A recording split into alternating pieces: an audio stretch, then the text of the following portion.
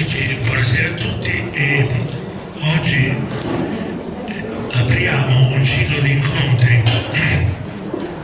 cui l'Accademia di San Luca ammette una notevole rilevanza per la propria vita culturale e per la propria presenza nel dibattito culturale attuale. Questo ciclo si chiama La Visione ed è un ciclo di incontri presso l'Accademia incentrato su dei punti fondamentali ovviamente dell'esperienza estetica, ma dell'esperienza in senso lato. La visione in un'accademia di artisti figurativi è, come dire, una ovvietà, dall'altro carica però di implicazioni estremamente complesse e profondissime. Se noi ci mettiamo in un'ottica, non dico filosofica, ma insomma teoretica, potremmo dire che la visione significa tanto il punto di vista. E in questa dicitura, insomma, vi dicevo, il ciclo della visione è inteso da questo punto di vista. Filosofi, studiosi delle più varie discipline esprimono il loro pensiero, che però non è soltanto un punto di vista, cioè un'opinione, ma è una visione intellettuale, quindi un concetto, per così dire, ricade nel campo del concetto, che a sua volta è più gravitante nel campo della verità o della ricerca almeno della verità. Allora il ciclo della visione va in questa direzione, cioè aiutarci a vedere e quindi a comprendere.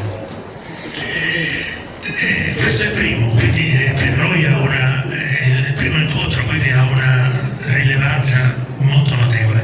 Sarà adesso il maestro Tirelli che ha concepito e programmato il ciclo a introdurre il professor Agostino De Rosa e le problematiche principali.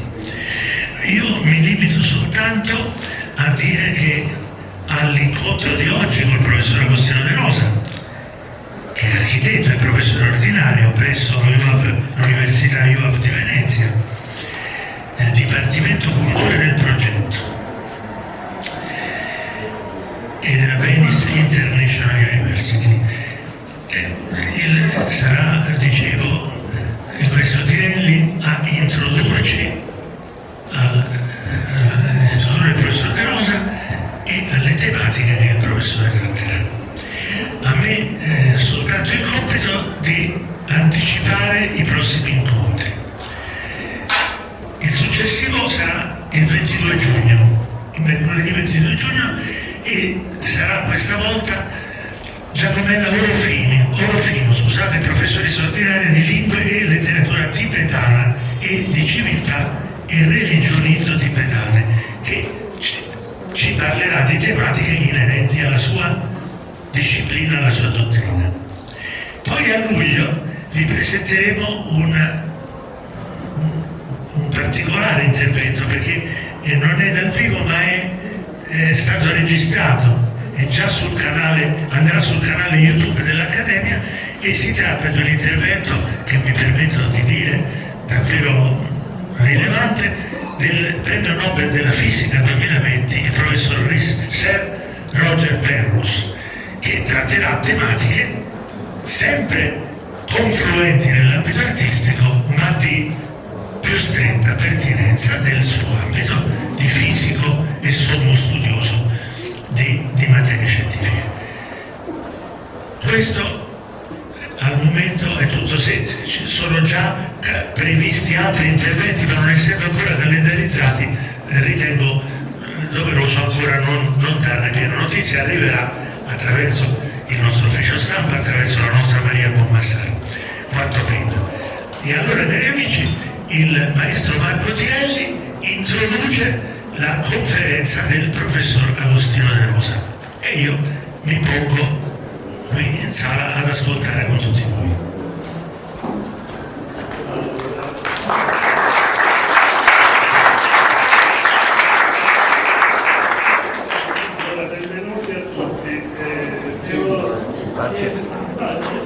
Chiedo perdono ad Agostino qualche minuto perché prima vorrei dire qualche battuta sul fatto che l'Accademia già sull'onda di precedenti presidenze e attuale presidenza, cioè penso a Gianni Dessì, penso a Francesco Cellini, penso adesso a Paolo Icaro che è l'attuale presidente.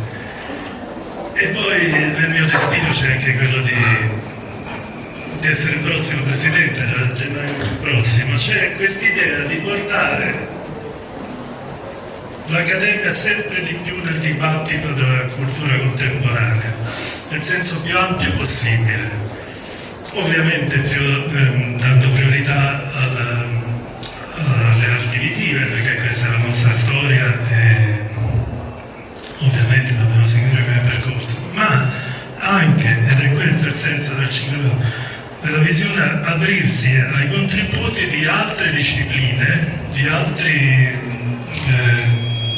che ne so, filosofi, scienziati e così via, teologi, insomma, per esempio prima si parlava di Gabriella Caramozzi, perdonatemi di Giacomello Rufino, certo, e lei è una studiosa di religioni orientali e farà per esempio il suo colloquio sarà sopra la metafisica della luce nelle dimensioni orientali, che è una cosa di estremo interesse, anche perché si è riflessa molto sull'arte occidentale, particolarmente negli anni 50, penso all'eccedentica americana per esempio, e tanto altro, il modello e così via. Quindi non è un tema avulso. Ecco, questa è l'idea di creare un incrocio di interessi, a parte anche proprio portare fisicamente qui altri campi operativi, culturali, insomma, ma anche proprio di travasare l'arte da quel contenitore in cui è stata sempre più ridotto oggi, che è quello proprio del sistema dell'arte, chiuso, centripeto, autoriflessivo, sempre solo su se stesso come linguaggio. Cose importantissime queste, non sto dicendo che non vadano fatte, ma ecco, forse invece aprirsi a nuovi orizzonti, perché se c'è, lo posso dire anche da artista, e qui tanti artisti lo confermano, un obiettivo dell'artista è proprio quello di aprire il paesaggio che c'è intorno, cioè trovare altri, come un po' come si può dire, l'orizzonte, no? Che tu ti avvicini e si allontana sempre di più, però l'istanza di andare verso un orizzonte e aprirne altri è parte dell'artista. Allora, detto questo, abbiamo condensato in pochissime battute questa idea della visione come la principale modalità di percezione ed espressione delle arti figurative. Questa è la cosa più ovvia, ma va detta, perché il vedere, il rapportarsi al mondo e rappresentarlo con tutto quello che poi può significare questo. Agostino ci spiegherà bene quanto è delicato questo passaggio. Poi la visione è anche quella di ciascun individuo che ha del mondo, cioè la visione politica, esistenziale, sociale, di come andare avanti una famiglia, cioè la visione è un sentimento dello stare al mondo in qualche maniera. Tutto ciò che ha visione, tutto ciò che ha la capacità di allargare e rinnovare i confini della mente. Abbiamo appena detto, è quello che è il nostro tentativo di analizzare, indagare e sondare. E infine letteralmente apparizione, intesa come il manifestarsi inaspettato del nuovo, un miracolo laico che spetta in primis agli artisti e agli scienziati, ma poi di fatto a tutti gli esseri umani. Cioè è quello che forse una volta chiamavamo utopia, cioè è questo slancio a superare di nuovo i confini, a gettare il cuore oltre l'ostacolo, come si dice. È il desiderio di fare, di stare al mondo in maniera cosciente, sapiente, creativa, immaginifica e così via. Insomma, questo diciamo è il grande cappello su tutto quanto. Arriviamo ad Agostino. Perché Agostino? Agostino fa di mestiere ufficiale, un mestiere che potrebbe anche fare paura come prima cosa, perché ci rimanda a quando studiavamo la teoria delle ombre e della rappresentazione, che era una cosa tra le più ostiche che ci fossero, e presa di per sé può sembrare molto così, insomma, diciamo proprio quasi scientifica, cioè proprio di rapporto del vedere un oggetto e saperlo rappresentare. Lui insegna esattamente fondamenti ed applicazioni di geometria descrittiva, teoria e storia dei metodi di rappresentazione, cioè chiudere la Costino de Rosa qua dentro, secondo me, forse la scrittatura si fa del male, perché la Costino de Rosa è molto di più, a parte da collaborazioni che vanno da registi come Werner Herzog, in cui poi forse se vorrai ci dirai qualcosa di più tu, meglio di me, a collaborazioni con artisti come James Turrell, e questo sarebbe molto bello qui parlarne, cioè se ti rientra nel tuo e così via. Ha scritto parecchi testi, e anche leggendo i testi che lui ha scritto già parlano del mondo e anche della contraddizione che si vengono a galla quando uno comincia a parlare di vedere. Cioè vedere sembrerebbe la forma più ovvia, più scontata di guardare la realtà e vedere oggettivamente la realtà. Invece quando si comincia a entrare un poco di più in profondità ci si accorge che vedere è un atto relativo, frutto di una serie di relazioni, di elementi che entrano in gioco, che non dico che non abbiano a che fare con la realtà, ma che sicuramente non svelano la realtà. E quindi vedete già che si apre un orizzonte abbastanza particolare, cioè che mette in ballo addirittura, pensate, arriviamo anche a tematiche giuridiche, perché cos'è la testimonianza, per esempio, cioè cos'è guardare un fatto e raccontarlo, cos'è scusate, il racconto storico. Io dico racconto non a caso, perché noi sappiamo della storia, anche dei temi più orrendi, più drammatici come la Shoah. Noi ci nutriamo di racconti e di costruzione di rapporti, di elementi che sono i documenti, però i documenti poi vengono ritrasmessi ad altre persone, cioè seguono un percorso per cui la realtà, vi ricordate Francesco De Gregori dice la storia siamo noi, io tendo a dire di più, la storia la fa chi la racconta, nel senso che la storia è sempre racconto. Questo so che è già un tema discutibilissimo, insomma, però io ritengo che è molto cominciare a parlare di realtà, di verità, di oggettività, insomma sono temi che ci portano veramente altrove, pericolosamente altrove, perché ci rischia di parlare del mondo, breve storia dell'universo. Quindi forse io mi fermo qui perché avrà ben lui da dire parecchio di più, non so se tu vuoi dire qualcosa di tuo biografico più.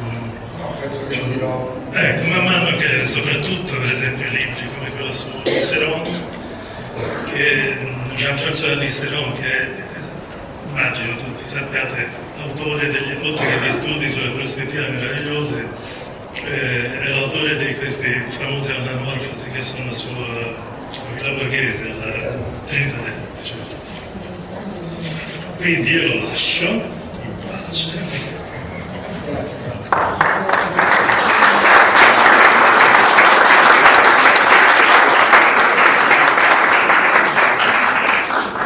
Innanzitutto buonasera a tutti, si sente la voce? Sì. Colgo l'occasione e rituale d'obbligo in questo caso per ringraziare sia il maestro Marco Tirelli, che oltre ad essere oggetto degli studi talvolta, è stato oggetto di approfondimenti scientifici, anche un carissimo amico, il professor Strignani, che ha avuto la bontà di introdurre, diciamo, la giornata, la serata, ma è uno degli studiosi che più ho ammirato nel corso degli anni, quindi ritrovarlo qui è stato per me un piacere doppio, insomma, oltre che trovarmi in vostra compagnia. Oggi tenterò di raccontarvi un percorso, che è un percorso di ricerca che però stranamente si innerva con delle vicende personali. Glisserò sulle vicende personali, forse qualcuno di voi intenderà qualcosa, spero non troppo, perché cercherei di proteggere quella parte, però è inevitabile che in qualche modo quello che vi racconterò stasera, un po' per la tematica stessa che sviluppa, cioè il tema della cecità, non solo nei suoi aspetti biologici, anzi rimarranno un po' sullo sfondo, quelli fisiologico-biologici, ma soprattutto come potente metafora per spiegare, io dico, la genesi delle immagini, in qualche modo lasceranno trasparire un po' in filigrana, proprio come succede certe volte quando le ombre si intrecciano, le ombre proprie, autoportate, le ombre che si disperdono nell'atmosfera, creando degli strani arabeschi che i nostri occhi decriptano, pensano di decriptare e in realtà non la vedono. Però, rifacendomi a quanto Marco stava dicendo, gentilmente dicendo, questa idea che è contenuta nel titolo di questa comunicazione, di questa conversazione di stasera, che è un po' un ossimoro, no? Cecità del vedere, sembra quasi impossibile, diciamo, sembra che un termine lì dall'altro lo scancelli. In realtà nasce dalle mie frequentazioni che ho avuto negli anni precedenti alla stesura poi di questo lavoro. In modo particolare all'incontro con, io dico un po' come direbbe Gurdjieff, con uomini straordinari che si sono parati davanti alla mia strada un po' per caso, un po' perché, come diceva un altro dei miei maestri Zolla, Emile Zolla, i maestri bisogna sceglierseli e seguirli fino in fondo, non perderli, fino in fondo, diciamo fino alla fine del mondo, anzi. Questi maestri o queste persone che mi hanno aiutato, di questi ne citerei tre fondamentalmente. Uno è un artista contemporaneo che Marco ha già citato, cioè James Turrell, un artista americano che lavora con la percezione visiva e con la luce, non solo la luce naturale che noi tutti vediamo anche a quest'ora, diciamo, del pomeriggio, ma anche la luce delle stelle, la luce della luna, la luce artificiale naturalmente, o la luce ottica, quella che si autoproduce in noi quando la comunicazione con il mondo esterno dei nostri occhi è interrotta chiudendo le palpebre e il nostro sistema neurologico inizia a produrre immagini luminose. Da dove viene quella luce? Questa è una, diciamo, delle domande che forse ci porremo oggi. Naturalmente la scienza ha una risposta, però io tenterò di dare anche delle risposte alternative a questa domanda. Con lui ho lavorato a un progetto che è situato in un angolo remoto del deserto in Arizona, del Painted Desert, si chiama Rodentrater Project, che è una specie di cappella sistina contemporanea elevata alla percezione visiva, ed è in un luogo così remoto perché la percezione visiva e anche quella acustica e aptica devono essere esaltate al massimo per comprendere fino a che punto ci possiamo spingere con i nostri poteri percettivi, le nostre capacità percettive. Però lavorando nella luce desertica io ho imparato il valore del buio, cioè quanto sia importante l'oscurità per poter percepire quella luce, come sia preparatoria quell'oscurità per comprendere quelle immagini.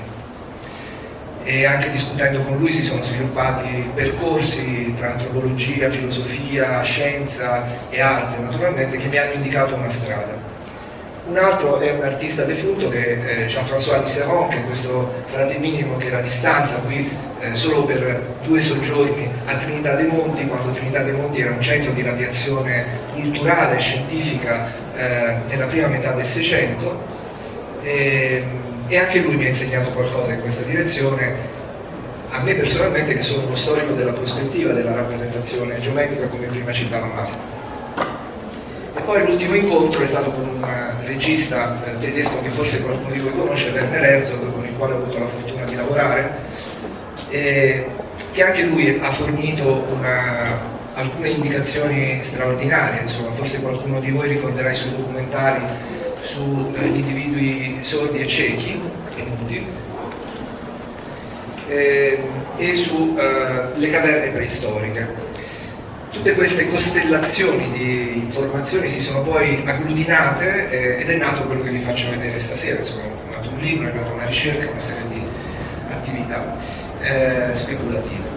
Allora, io direi di partire con una citazione Vi chiedo scusa in anticipo perché il PowerPoint è in inglese, ma sono reduce da una settimana di insegnamento all'estero, avevo preparato dei PowerPoint in inglese, però vi traduco tutto quello che è necessario.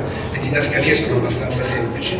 Però vorrei iniziare con una citazione di una poetessa americana che è morta recentemente 2 anni fa, sconosciuta in Italia, ma che è stata candidata più volte al premio Nobel, mai vinto, giustamente penso, forse era più grande del premio Nobel, Mary Oliver, al Pulitzer che ha vinto invece.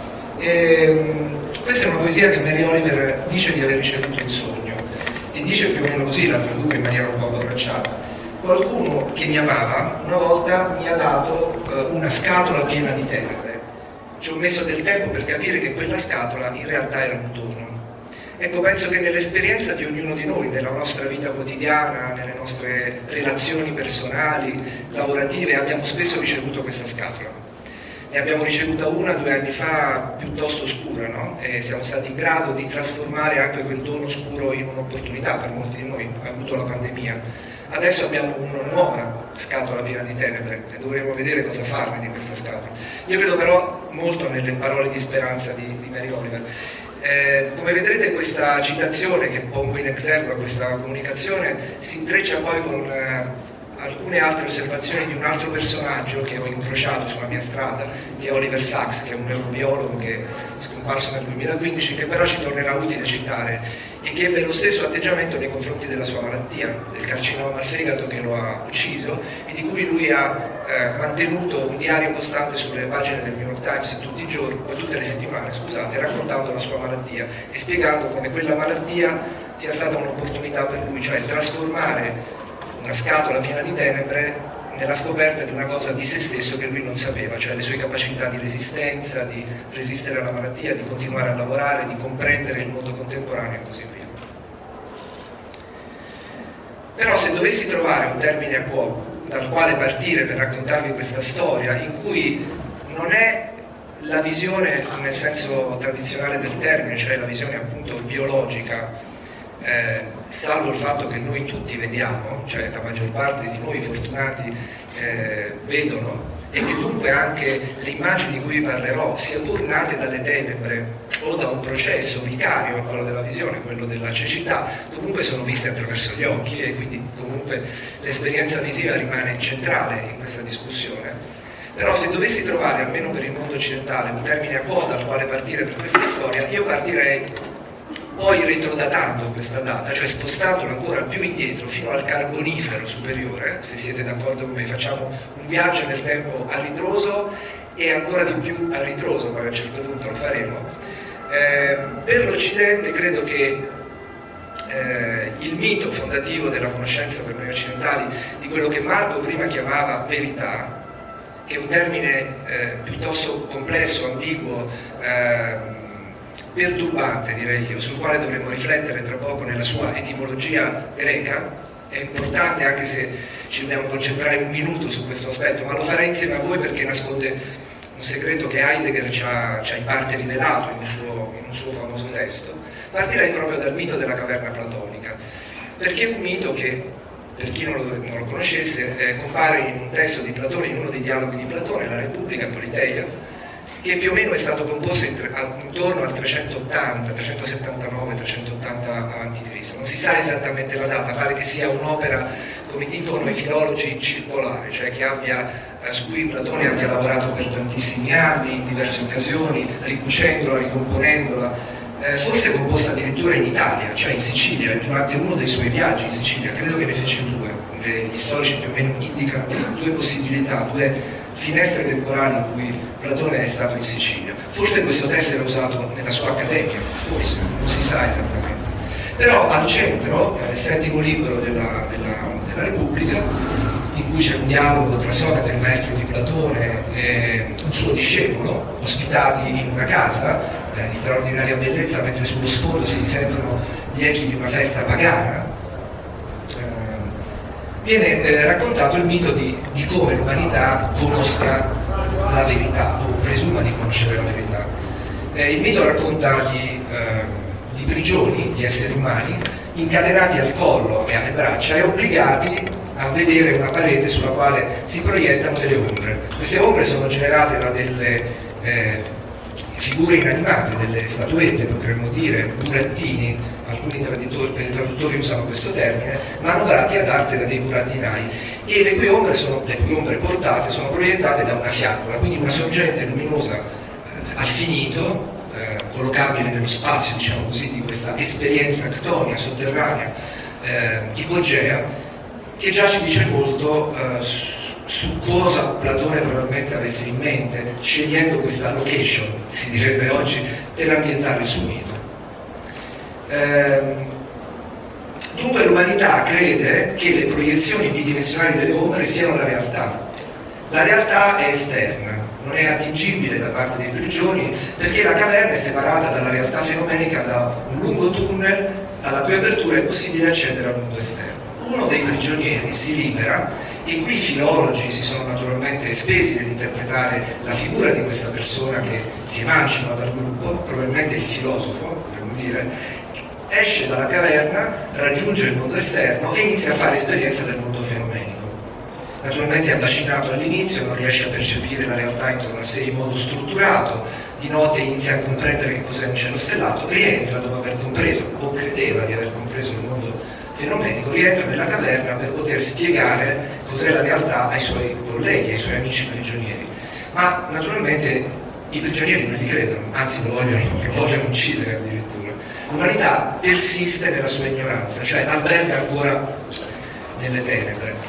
Ora l'immagine che stiamo vedendo è la traduzione grafica di un mito, del mito della caverna platonica, che forse è più diffusa al mondo. È stata realizzata da un pittore e architetto nederlandese dei Paesi Bassi nella prima metà del Seicento, tra la fine del Cinquecento e la prima metà del Seicento, Jan Serredam, trattatista sublime anche su prospettiva, rappresentazione. Adesso non posso, diciamo, inerpicarmi in rivoli che mi piacerebbe tanto raccontarvi, di cui sono più esperto. Ed è una traduzione iconografica del mito platonico che però presenta delle piccole alterazioni rispetto all'originale. Innanzitutto i prigionieri non sono in catene, ma sono liberi e vestono gli abiti di tutte le professioni che all'epoca si conoscevano. Ci sono giuristi, soldati, persone che sono affaccendate in questioni più prosaiche e così via. Le figure che si trovano in cima al muro e le cui ombre suggeriscono l'idea di realtà o di verità agli astanti sono i peccati capitali e le virtù, i vizi capitali e le virtù cattoliche. Quindi questa è una sorta di traduzione o versione cattolica del mito platonico, corroborata anche dalla presenza dei filosofi che sono sotto la lanterna e che vestono, potete riconoscere dal copricapo di uno che è un tronco di cono, un mago, le sembianze dei falsacredito, cioè loro suppongono di conoscere la realtà, guardano la sorgente luminosa, ma in realtà neanche loro attingono alla verità. Ci sono poi tre figure, quindi un po' più complesso questa traduzione del mito rispetto a Platone, molto più articolata, che sono sull'esterno e che potrebbero essere variamente interpretate, dopo casomai ci torneremo. Uno di questi sicuramente è il filosofo. Questo oggetto, questa location, è in realtà stata interpretata in vario modo. È un enorme occhio, un occhio veggente, la cui pupilla, l'apertura del tunnel, è rivolta verso il mondo esterno.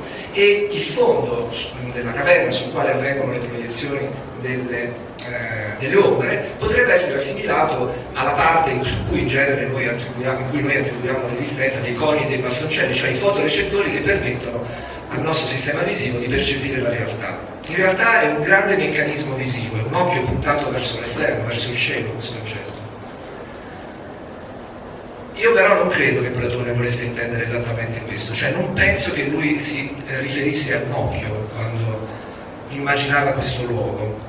E questa immagine, che è stata eseguita nella prima età del Seicento come traduzione cattolica del mito platonico, infatti nella parte sottostante c'è un epigramma che allude, diciamo, a San Giovanni. Ci sono varie citazioni bibliche che adesso non possiamo risolvere, insomma c'è poco tempo, non c'è tantissimo tempo, però questo antro platonico probabilmente doveva essere. Scusate, prima di procedere e dirvi a chi era destinata questa illustrazione, volevo solo farvi riflettere sul fatto che Il testo platonico, quello della Repubblica, a noi è arrivato attraverso dei testimonia, cioè sono appunto le trascrizioni che sono state fatte dell'originale greco, i testimoni diremmo noi oggi, e che insieme formano la tradizione filologica su quel testo. Ebbene, la cosa interessante che mi ha molto stupito quando sono andato a cercare un po' in maniera un po' tignosa quali erano i testimoni appunto del testo platonico, ho scoperto che ci sono 14 secoli di ombre, di oscurità tra l'apparizione del mito, almeno quello che noi sappiamo, 380 a.C., e il primo testimone. Quindi c'è stato un periodo in cui l'umanità non ha saputo nulla di Platone, o almeno della Repubblica di Platone e del mito della caverna platonica. Tra l'altro uno di questi testimoni si trova a Venezia, alla Biblioteca Marciana, quindi è un luogo a me vicino che ho frequentato tanto. Era giusto un'indicazione per dirvi come anche nelle trame, diciamo così, della narrazione si nasconda questa oscurità. Ma l'illustrazione fu commissionata da questo filologo classico olandese, Hendrik Lavage Spiegel, forse come illustrazione, ma non per essere inserita nel testo che lui stava redigendo, che si chiama appunto Der Spiegel. Lo specchio del cuore potrebbe essere tradotta quest'opera, o il cuore di Spiegel. Nel testo, che in realtà è presente diciamo nell'orizzonte filologico degli studi in Olanda solo per un breve periodo di tempo, poi viene ristampato. Anche qui è una storia molto complessa e interessante da raccontare, ma non abbiamo il tempo. In realtà l'illustrazione non trovò mai posto all'interno del libro, che come vedete è piccino, è un libro piccolino e l'illustrazione come vedete si sviluppa in lunghezza. Solo in un'edizione molto tarda entrerà, ma ormai Spiegel era morto. Ma in realtà fu concepita come dono a suo nipote. Suo nipote era un cardiologo, si chiamava Peter Pau. Peter Pau studiò medicina, cardiologia a Padova tra l'altro, sulle tavole di Vesalio. E quindi la sua immagine del cuore, che è citata nel titolo dell'opera, in qualche modo risuona nella sua mente. Probabilmente ne dovete parlare con lo zio, che fu così carino da preparargli quest'opera straordinaria. Se osserviamo attentamente queste immagini ci rendiamo conto di quanto è complessa la narrazione, la traduzione del mito, di quanti dettagli si arricchisca. Non possiamo entrare in tutti, ma sicuramente possiamo notare la configurazione molto strana di questa caverna, che non è solo dettata da un processo orografico di modellazione dello spazio, ma c'è un intervento umano. Il muro, ad esempio, è stato eretto evidentemente da qualcuno, anche nel testo platonico. Tra l'altro volevo dirvi così, una parentesi, io non lo sapevo, ma attraverso Cicerone si scopre che in realtà c'è un altro mito della caverna, che è aristotelico, in cui la caverna è molto più borghese rispetto alla caverna descritta da Platone. Io non lo sapevo, mi sono, come dire, informato nel corso di questi anni e ho trovato varie versioni di questo mito, ognuna aggiunge o toglie complessità alla narrazione che sto cercando di condurre. Questa è l'immagine del cuore che più o meno si aveva nello stesso periodo in cui Spiegel commissiona a Serredam questa illustrazione, e io come architetto mi sono domandato, come studioso di prospettiva, di rappresentazione, ma la forma di questa caverna qual è? Che forma ha questa caverna? Noi vediamo un'immagine che è sintetica, ma non ci domandiamo la planimetria di questa sala, questa grande hall sotterranea, come sia fatta, a che cosa assomigli.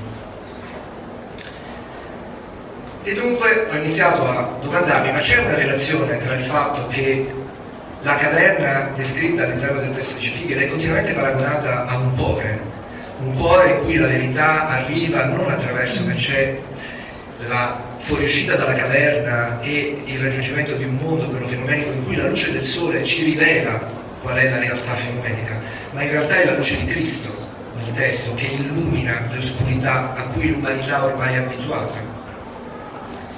Queste sono le immagini più o meno, una è il diagramma vesaliano, che probabilmente Paolo conosceva da prima, l'altro invece è la struttura, la configurazione del muscolo cardiaco secondo Vesalio, e si è iniziati a mettere insieme la descrizione di tutti gli elementi architettonici che ci sono dentro la grotta e fate un paragone con le strutture biologiche che si trovano all'interno del cuore, così come era conosciuto all'epoca, Il risultato è sorprendente perché si trova che a ciascun elemento tettonico, architettonico, orografico corrisponde un elemento biologico. Quindi al ventricolo destro, ad esempio, corrisponde la parte occupata dai prigioni, dai prigionieri, al setto intraventricolare corrisponde il muro di separazione sulla quale ci sono le statue e così via. C'è un ruolo importante che in tutta questa vicenda assume lo spirito vitale, appunto lo pneuma zoticon, che è la sorgente di luce che illumina tutto, lo spirito, Cristo forse.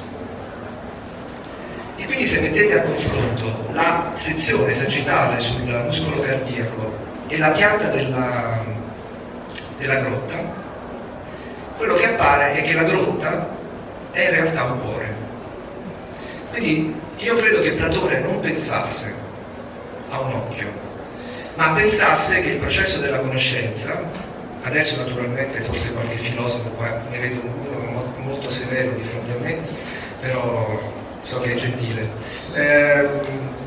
forse il processo della conoscenza non risiedeva nella percezione retinica che già Platone in diversi testi aveva condannato, no? Le immagini iperrealistiche della pittura a lui contemporanea vengono identificate come, diciamo, da rifiutare, cioè Platone si protende verso un'arte icastica che sia più, diciamo, astratta, potremmo dire noi oggi, piuttosto che iperrealistica. Cioè l'immagine, il percetto retinico era distante dall'idea di immagine a cui Platone tendeva. E quindi io penso che sia plausibile questa immagine, che forse il nostro filologo classico olandese ne avesse intuito, forse da un'ottica fideistica probabilmente, però una angolazione interessante. Mi sono domandato se la grotta platonica però sia esistita davvero, cioè Platone ha visto un luogo, è possibile che abbia visto un luogo che l'ha ispirato nella configurazione di questo spazio? Adesso mi sembra che questi elementi siano staccati dall'idea di cecità, ma ci arriviamo in pochissimo tempo e vedremo un po' in fretta. Questo è un po' un quadro teorico nel quale voglio accompagnarvi per poi muoverci più velocemente. Forse lui ha visto in Sicilia, quando è stato nelle due sue peregrinazioni sicule, dell'Atomia dei Cappuccini probabilmente, anche se la configurazione di questi spazi poco si accorda a quello che accade nel mito platonico. La luce diretta del sole entra in questa spelonca, diciamo, e quindi non c'è una risonanza configurativa con il luogo.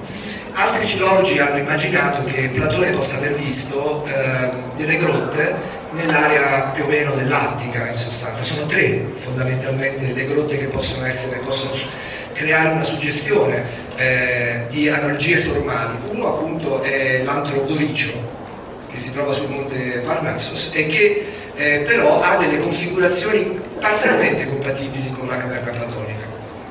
Ha una bocca, un ingresso molto grande, quindi a contatto diretto con gli agenti esogeni, anche se è un luogo di straordinario fascino e anche sede di rituali legati al dio Pan, in questo caso, e a delle ninfe, quindi c'era un'attività cultuale in questa zona. Forse la grotta più probabile è l'antro, la caverna di Vari. In questa caverna, con molta probabilità, o vicino a questa caverna, Platone fu portato da piccolo dai genitori che attendevano a dei riti legati al dio Pan, probabilmente, e che abbandonarono in un angolo, sicuro che sarebbe stato protetto, diciamo, dalle divinità. Tant'è vero che c'è la leggenda famosa delle api che vengono a portare il miele sulla bocca del bambino, in un angolo, diciamo, riparato, quasi ad indicare che le sue labbra pronunceranno nel futuro una poesia, così ci dice uno dei biografi di Platone, così dolce che poi sarebbe la sua filosofia, una filosofia che rasenta la poesia, insomma, un'immagine straordinaria, di una bellezza siderale secondo me. E forse lui ci è tornato dopo. E questa caverna, vedete, ha una scala, cioè ha una specie di scala naturale, un po' scolpita dagli officianti, e c'è un setto centrale che vedete nella pianta all'estrema sinistra, che è plausibilmente simile al setto descritto da Platone ma anche da Serredam. Tra l'altro la parte superiore del muro, che non tocca il soffitto, ha delle bruciature, con molta probabilità c'erano delle lanterne in quel posto, ancora qui una risonanza rispetto al mito platonico e all'incisione di Serredam. E poi sono state ritrovate dei frammenti di statue, di piccole statuette, forse erano statuette votive, chissà, certo non le personificazioni dei vizi e delle virtù. Un altro dei luoghi indicati dai filologi e dagli archeologi è il Plutonium, ma qui è più difficile che ci sia una coerenza, qua c'è più una aderenza rispetto all'idea di Catabasi e Anabasi, di un rituale legato all'oscurità che è quello dei miti eleusini, che anche qui dovremo toccare insomma, in maniera... Però può sciogliere questo mistero, forse, ci aiuta Martin Heidegger, che ha dedicato uno dei suoi seminari, credo intorno al 34-35, proprio alla Repubblica e al mito della caverna platonica. Essere verità si chiama, tradotto in italiano per i tipi di Adelphi, questo testo.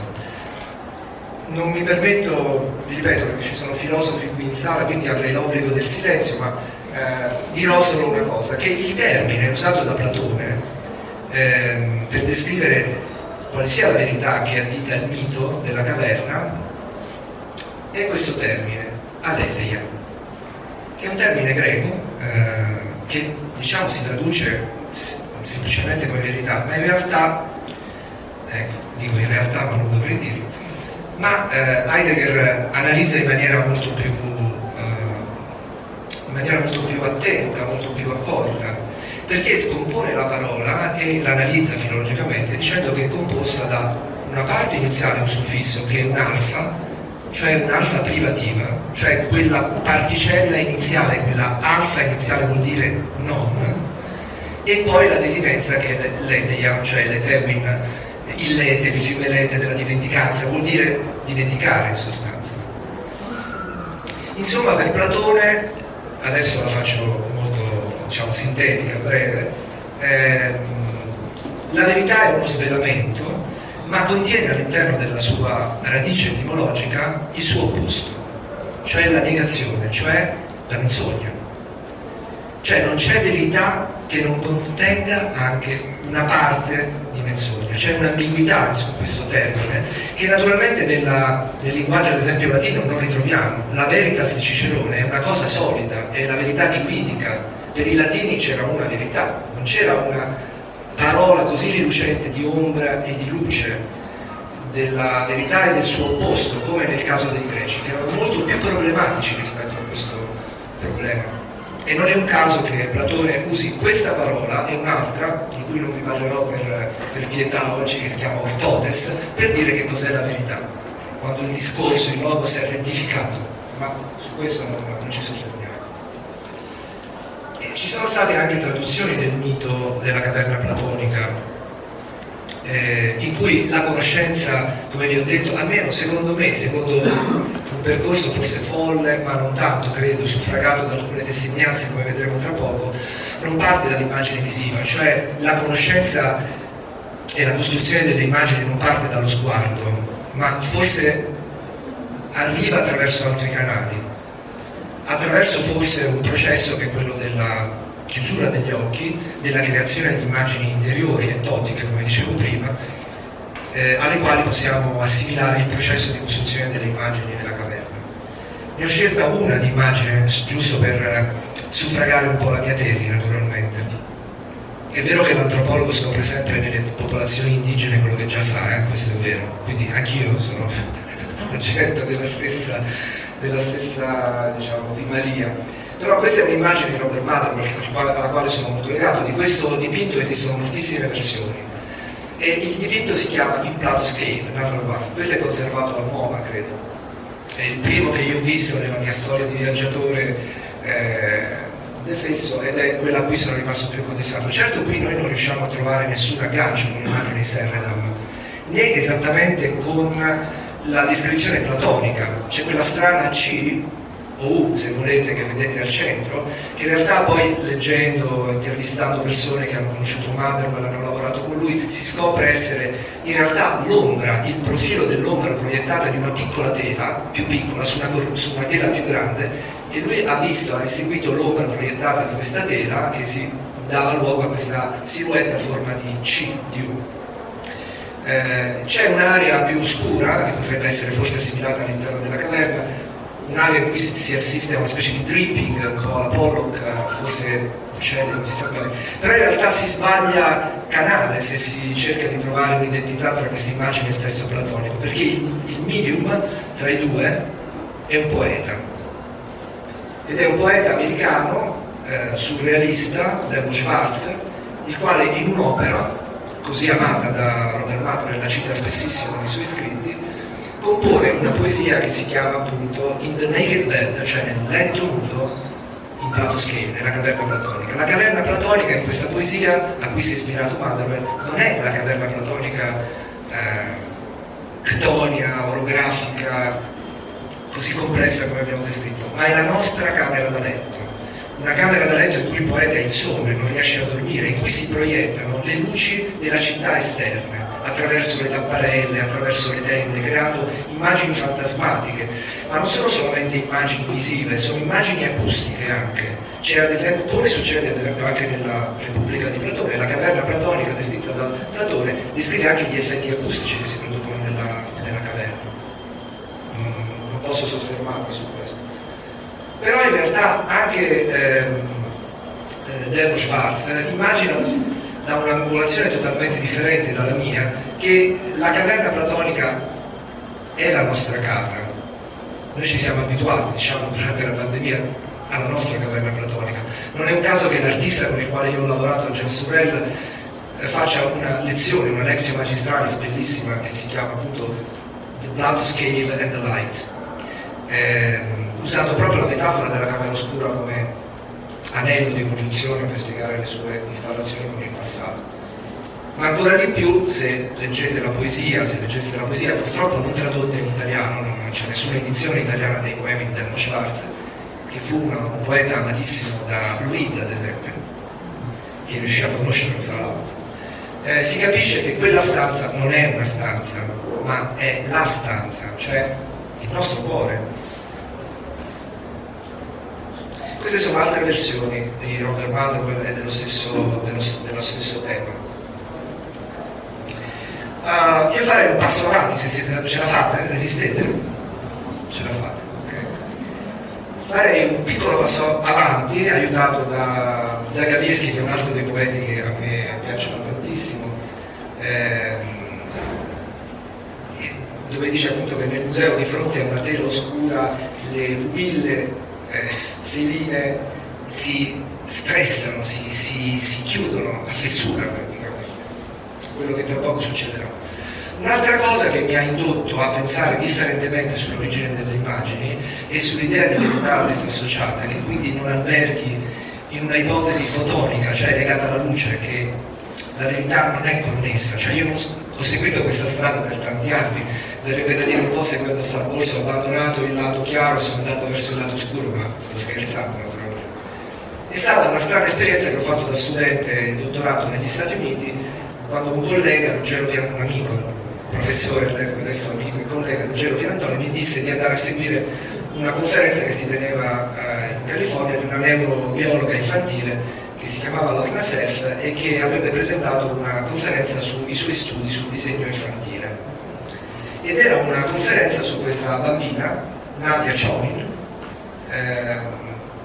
che sviluppò un incredibile talento grafico tra i 3 anni e mezzo e i 6 anni. Adesso io vi faccio vedere che cosa era capace di fare Nadia in questo gap temporale. Allora, se voi avete figli, nipoti o se vi ricordate dei disegni infantili che eseguivate, certo non sono paragonabili i disegni di una bambina di 3 anni e mezzo con quello che noi tutti facevamo a 3 anni e mezzo, no? Cioè io credo che più o meno voi disegnavate così come me a 3 anni e mezzo, giusto? Anche adesso? Troppo avanzato. Ma la cosa interessante di questa conferenza, e non ringrazierò mai abbastanza Ruggero Pierantoni per avermi suggerito di seguirla, è che Nadia aveva un problema, era una bambina autistica e dunque aveva sviluppato quello che gli psicologi della percezione, gli psicologi delle emozioni del bambino definiscono un'isola di abilità all'interno della sua, chiamiamola patologia, è molto complesso, qua i termini sono sdrucciolevoli, non vorrei offendere nessuno, insomma, so che il politicamente corretto è dietro l'angolo, ne parlavamo con Marco ieri sera, diciamo, quindi cerco di mantenermi più sull'astratto possibile.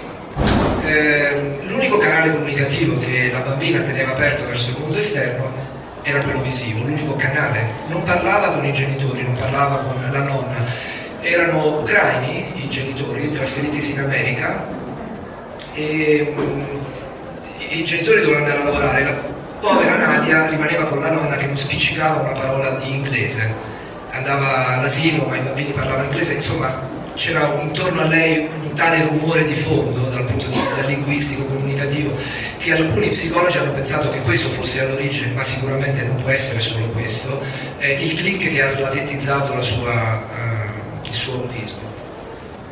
Una cosa interessante che appresi quella volta, e poi studiando meglio il caso di Nadia e di altri bambini che hanno sviluppato questa straordinaria attività disegnativa, abilità grafica, questa isola di abilità, è che Nadia era capace di disegnare così bene solo con una penna a sfera.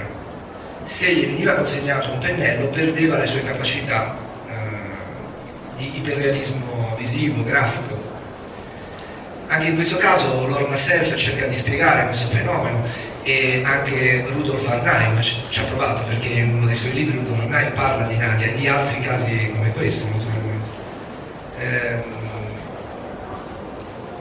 E che forse era dovuto al fatto che il disegno o il tracciamento del disegno, per essere più precisi, con una ballpoint pen, consentiva a Nadia di seguire i contorni apparenti ottici delle cose così come lei li percepiva, piuttosto che attivarsi in una forma di creazione artistica che il pennello suggeriva, cioè una forma di interpretazione.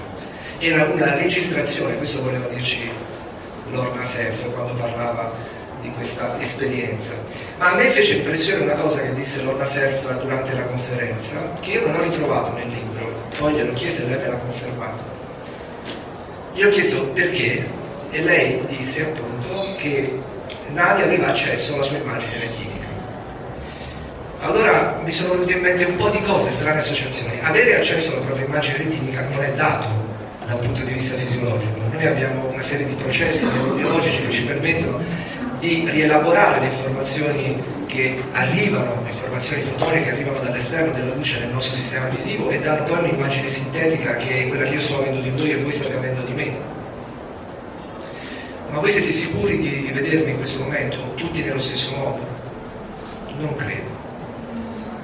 Questa strana osservazione di Lorna Self, che poi è stata, come dire, sostenuta anche dalla lettura di Gibson, che era uno studioso di percezione visiva, e i suoi studi sull'ecologia della percezione visiva sono interessantissimi da questo punto di vista, in cui lui ci spiega che noi siamo ciechi, tutti sordi,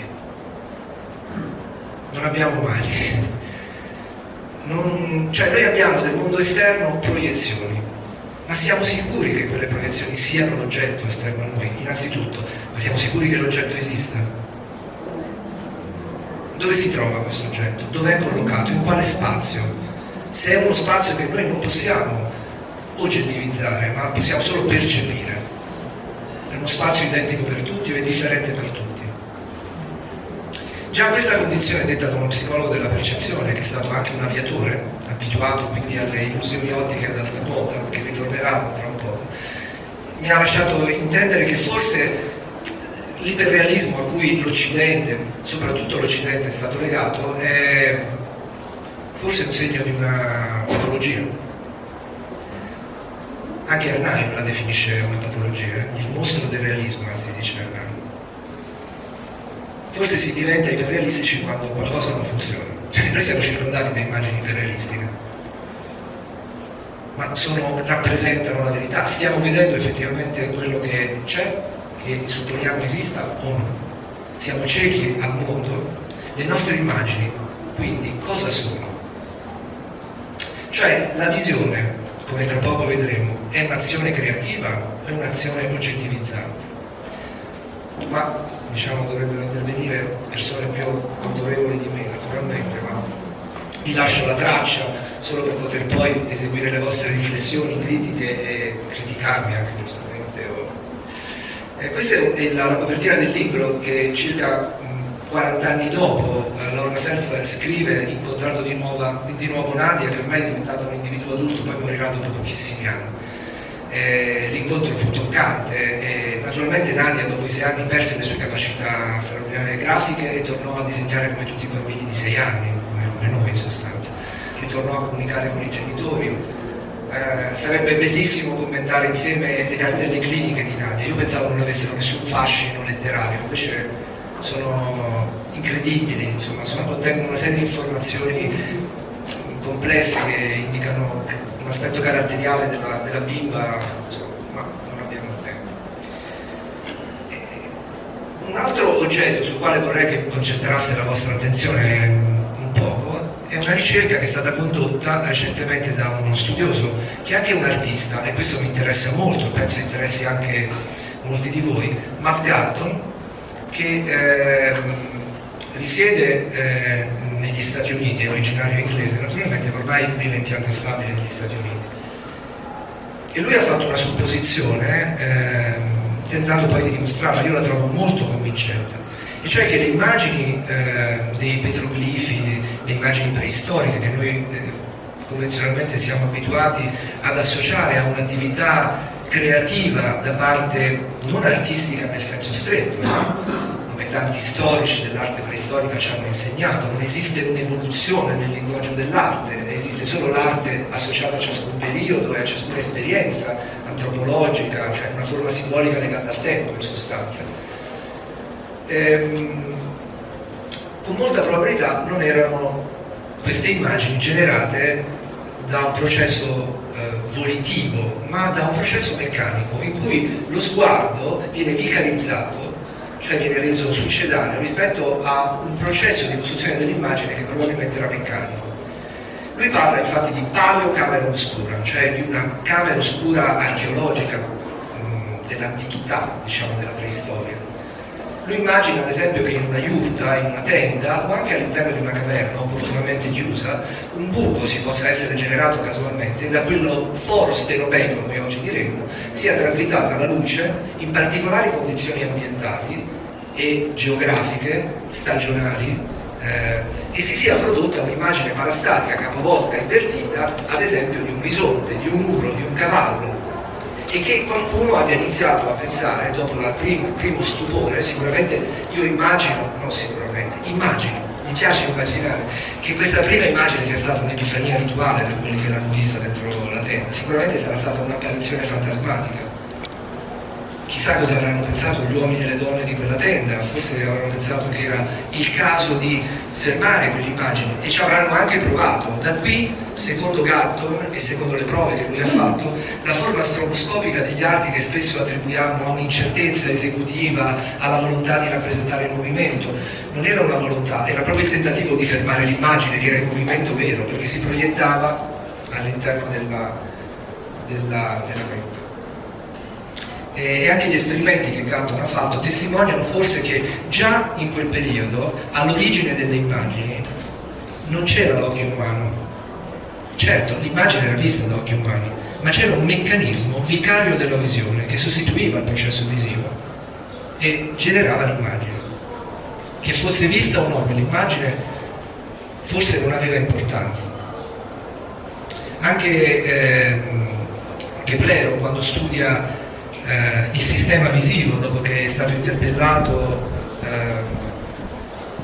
per studiare le eclissi di luna, seziona un occhio bovino e controlla, verifica che la proiezione capovolta invertita all'interno del bulbo oculare sezionato avviene lo stesso anche se il bovino è morto. Non so come cercare di renderlo in maniera molto più contemporanea. Immaginiamo un cronista, un fotoreporter che si rechi in Ucraina e venga ucciso, intanto sta riprendendo, speriamo non succeda, ma stia riprendendo una scena. La telecamera cade a terra insieme a lui e la telecamera continua a riprendere. Gli esperimenti che ha fatto Gatton insieme a un museo che si trova nel sud della Francia, che si chiama il Museo dove tutto è possibile, sono degli paleoarcheologi che si occupano della ricostruzione degli ambienti preistorici attraverso l'uso di bellami, attraverso la realizzazione di oggetti simili a quelli rinvenuti negli scavi preistorici, dimostrano che questo è possibile. E l'immagine che si crea, quella che vedete in basso da questa parte, è fortemente suggestiva di quello che poteva prodursi all'interno di queste strutture.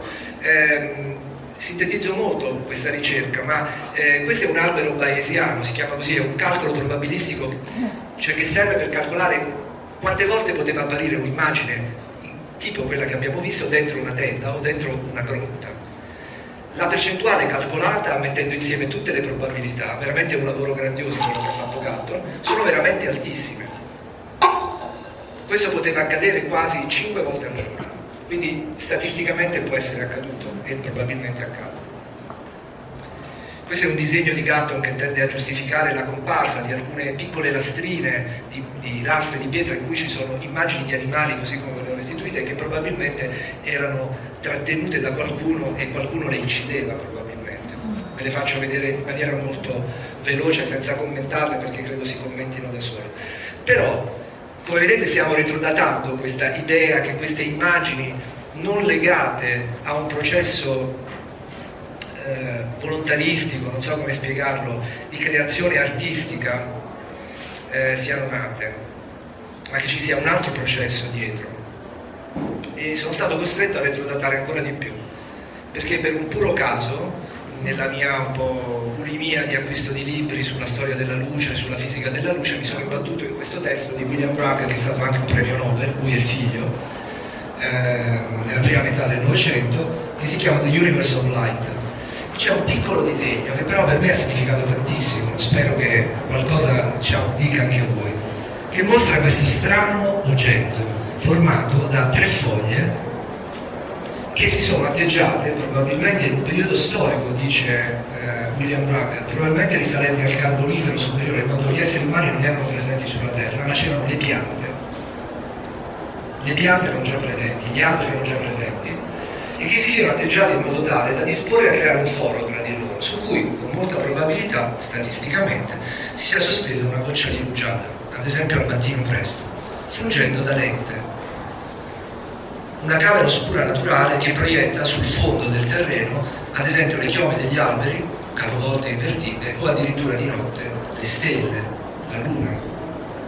A me questa immagine ha fatto venire i brividi, ve lo dico sinceramente, perché ho lavorato tanto nel deserto di notte con Turrell, però questa è forse, sta alla base di tutto, forse, non c'erano occhi umani che vedevano queste immagini. Le prime immagini parastatiche, le prime immagini che possiamo chiamare immagini, generate diciamo in forma autonoma, sono state generate probabilmente non per occhi umani, ma per un pubblico vegetale, per un pubblico di alberi, di arbusti. Chi doveva vedere queste immagini? Non credo appunto nessun essere vivente.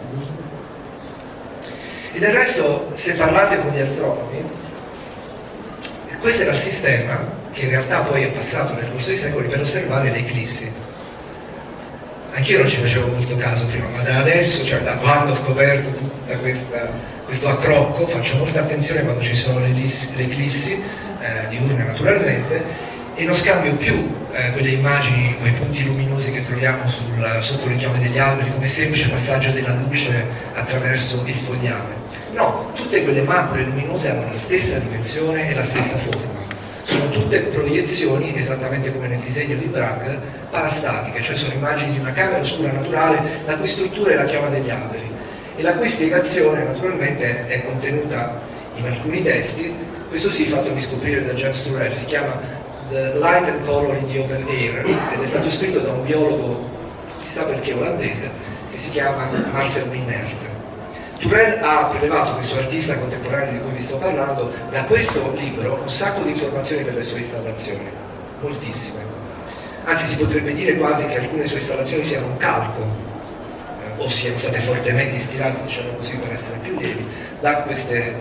Quindi spiega tutti i fenomeni di illusione ottica che si possono vedere nel deserto, sullo stretto di Messina, piuttosto che ad alta quota. E qua c'è la spiegazione, si tratta di sezioni coniche, ma non vi intristisco con queste cose un po' aride che questo Marco prima.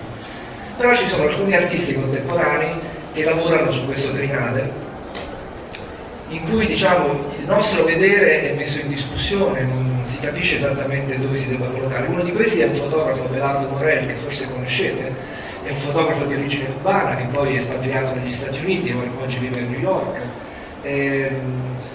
e ha iniziato a trasformare parte delle camere d'albergo nelle quali lui andava a soggiornare in camere oscure, oscurando le finestre con dei teli di plastica, operando un piccolo foro stereopeco, inserendo una lente biconvessa che permetteva la messa a fuoco e la rettificazione delle immagini, di trasformando l'intera stanza in un enorme occhio puntato sul mondo fenomenico. Ma qual è l'immagine che Abelardo Moner restituisce, vedete in questo autoritratto sulla destra o sinistra probabilmente? È la sommatoria di tutti quanti gli istanti che si sono sovrapposti, proiettivi che si sono sovrapposti nell'arco dell'apertura dell'otturatore. Cioè, ad esempio, nel caso di quest'area di New York, molto centrale, di circa 24 ore di apertura dell'otturatore. Potreste non prenderne conto se non focalizzaste la vostra attenzione, ad esempio, sul display della sveglia, che è estremamente bianco, perché tutte le ore che si sono sovrapposte nel processo proiettivo, quasi come se questa realtà, adesso provo ad usare un'espressione che immagino forse sia cara anche a Marco, sia una specie, scusatemi il paragone, ma è un paragone che prelevo dal mondo orientale, estremo orientale, come se fossero sfoglie di una cipolla. Cioè una realtà che è composta da tante fogli o superfici, ma il nucleo centrale è quasi inaccessibile e queste sfoglie, queste superfici concentriche vengono in qualche modo raccolte attraverso il processo proiettivo. C'è un termine giapponese che lo spiega, che si chiama savari, che è usato ad esempio da un compositore, Toru Takemitsu, per spiegare come i suoni della musica tradizionale giapponese, accordati non secondo un sistema equabile, ma quello diciamo che esalta i microtoni o gli ipertoni, sia risonante di tanti suoni, cioè sia così eufonico, pieno di suoni appunto. Questa è l'immagine che presentò ai suoi studenti per spiegargli il suo progetto. Lui insegnava a Chicago, credo insegni ancora a Chicago e alla Columbia University. È proprio questo il meccanismo che ha messo in scena. Qui siamo davanti a un oggetto platonico, c'è una lampadina che si proietta all'interno di una scatola di Campari, le Campari che si usa per fare gli aperitivi, trasformata in una camera oscura, ma è fotografata, quindi è una illusione al quadrato, se non al cubo questa immagine. Cos'è vero? L'immagine fotografica, l'immagine parastatica, quello che era veramente in quella stanza che stava accadendo, dov'è la verità? All'Eteia probabilmente, no? C'è e non c'è. E quindi queste sono immagini, ve le mostro in rapida successione, della sua casa nei sobborghi di New York, dove camera sua, la camera dei suoi figli o camere d'albergo che lui frequenta, vedono precipitare il mondo all'interno di questa stanza, che è un mondo in movimento, non è un mondo statico, ma in continuo moto. Lui naturalmente scatta delle immagini che cercano di in qualche modo congelare il tempo, un'operazione praticamente impossibile. Anche a colori sono straordinari. Recentemente si è dedicato a usare questa tecnica per documentare i parchi nazionali americani e la camera oscura che sta usando è mobile. E quindi le immagini che poi si creano vengono proiettate sul terreno e acquistano una qualità materica perché si incrostano degli scheletri degli animali superstiti, delle rocce, della sabbia e così via. Ci sono molti artisti come Marilia Mililia, che è un'artista finlandese che lavora più orientando la sua ricerca su aspetti un po' più diciamo così gradevoli, diciamo, ma con uno straordinario effetto. Queste immagini ad esempio sono quelle che lei ha realizzato nelle stanze abitate dal comediografo, Strindberg, era una residenza che aveva fatto. Le sue immagini ricordano naturalmente, non a caso, le celestografie di Strindberg. Queste erano foto che Strindberg faceva non oculocentriche, non osservatori dipendenti, esponendo semplicemente delle lastre metalliche con la superficie fotosensibile alle stelle. Quali occhi hanno creato queste immagini? Cioè, quale processo proiettivo, antropocentrico ha creato queste immagini? Nessuno. Sono immagini che sono nate per reazione, potremmo dire quasi chimica. Questa è una delle altre camere oscure che ho visitato durante questi peregrinaggi. Questa è di Zoe Leonard, ha vinto la Biennale di New York nel 2014, trasformando una parte del Whitney in una camera oscura. Naturalmente tutto quello che si proietta all'interno di queste camere oscure è in movimento, ma silenzioso. Quindi c'è una forma di cecità acustica all'interno di questi spazi inquietante, in cui il mondo, come dice Abelardo Morel, the universe next door, cioè è il mondo accanto a noi che entra dentro, ma non facendo rumore, in silenzio. Chi ascolta quei suoni, chi vede quegli rumori. Uno dei percorsi che ho seguito in questa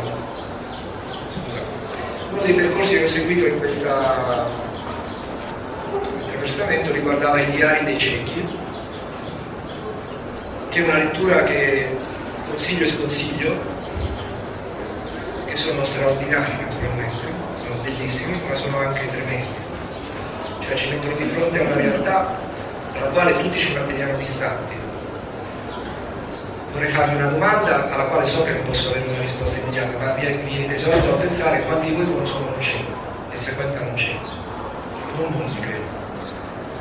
Statisticamente pochissime persone frequentano, a meno che non ci siano relazioni familiari o particolari.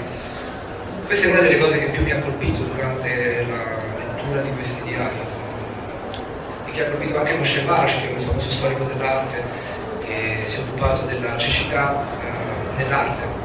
Blindness si chiama su questo. Vorrei sottoporvi questo piccolo racconto velocissimo scritto da Brian Friel, che è uno sceneggiatore cinematografico ma anche un drammaturgo irlandese, purtroppo scomparso nel 2015, ed è un suo testo, Molly Sweeney si chiama, che racconta la vicenda di una donna cieca dalla nascita che fa la fisioterapista e vive una vita felice, ha un marito che la ama, i suoi pazienti l'adorano, le sue mani sono naturalmente straordinariamente abili, tanto pensativa che si dice che chi perde la vista destino agli altri sensi è proverbiale. A metà del primo tempo di questo dramma il marito di Molly gli chiede se vuole operarsi, perché la chirurgia oftalmica è arrivata a un punto tale che gli può permettere di ottenere la vista. Lei è scettica all'inizio, lei vorrebbe rimanere nel suo mondo di felicità, ma per amore si opera. Nel secondo tempo, naturalmente, scopre che il marito la tradisce, i pazienti la deridono e soprattutto non riesce a comprendere il mondo, cioè non riesce a vedere. Quindi finisce nel manicomio dove era stata ricoverata anche la madre, e le immagini che state vedendo sono la versione che un regista italiano bravissimo, che non è mio parere, devo sempre precisare, Francesco Naso, bravissimo secondo me, ha ridato della storia, ambientando il primo tempo del dramma nell'oscurità totale, quindi il pubblico era nel buio, come Molly. Gli attori si muovevano tra il pubblico, salivano sul palcoscenico, e all'inizio del secondo tempo si sente il rumore di un tuono e tutti tornano a vedere, le luci si accendono e finalmente si vede il palcoscenico, che però è separato da noi da un leggero velo, cioè un velo catarattico, noi non vediamo bene come Molly dopo l'operazione.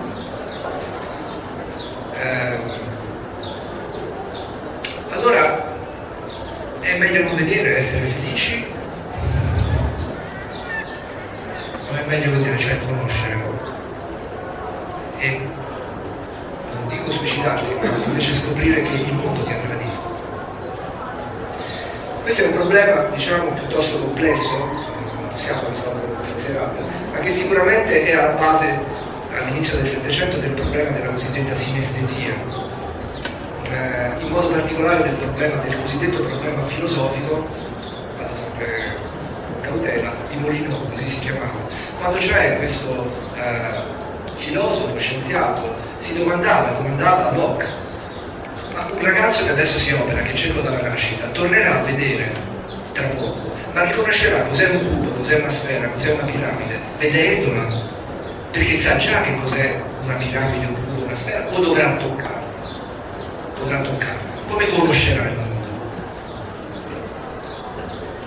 Allora, il dramma di Friel si pone esattamente su questo binario.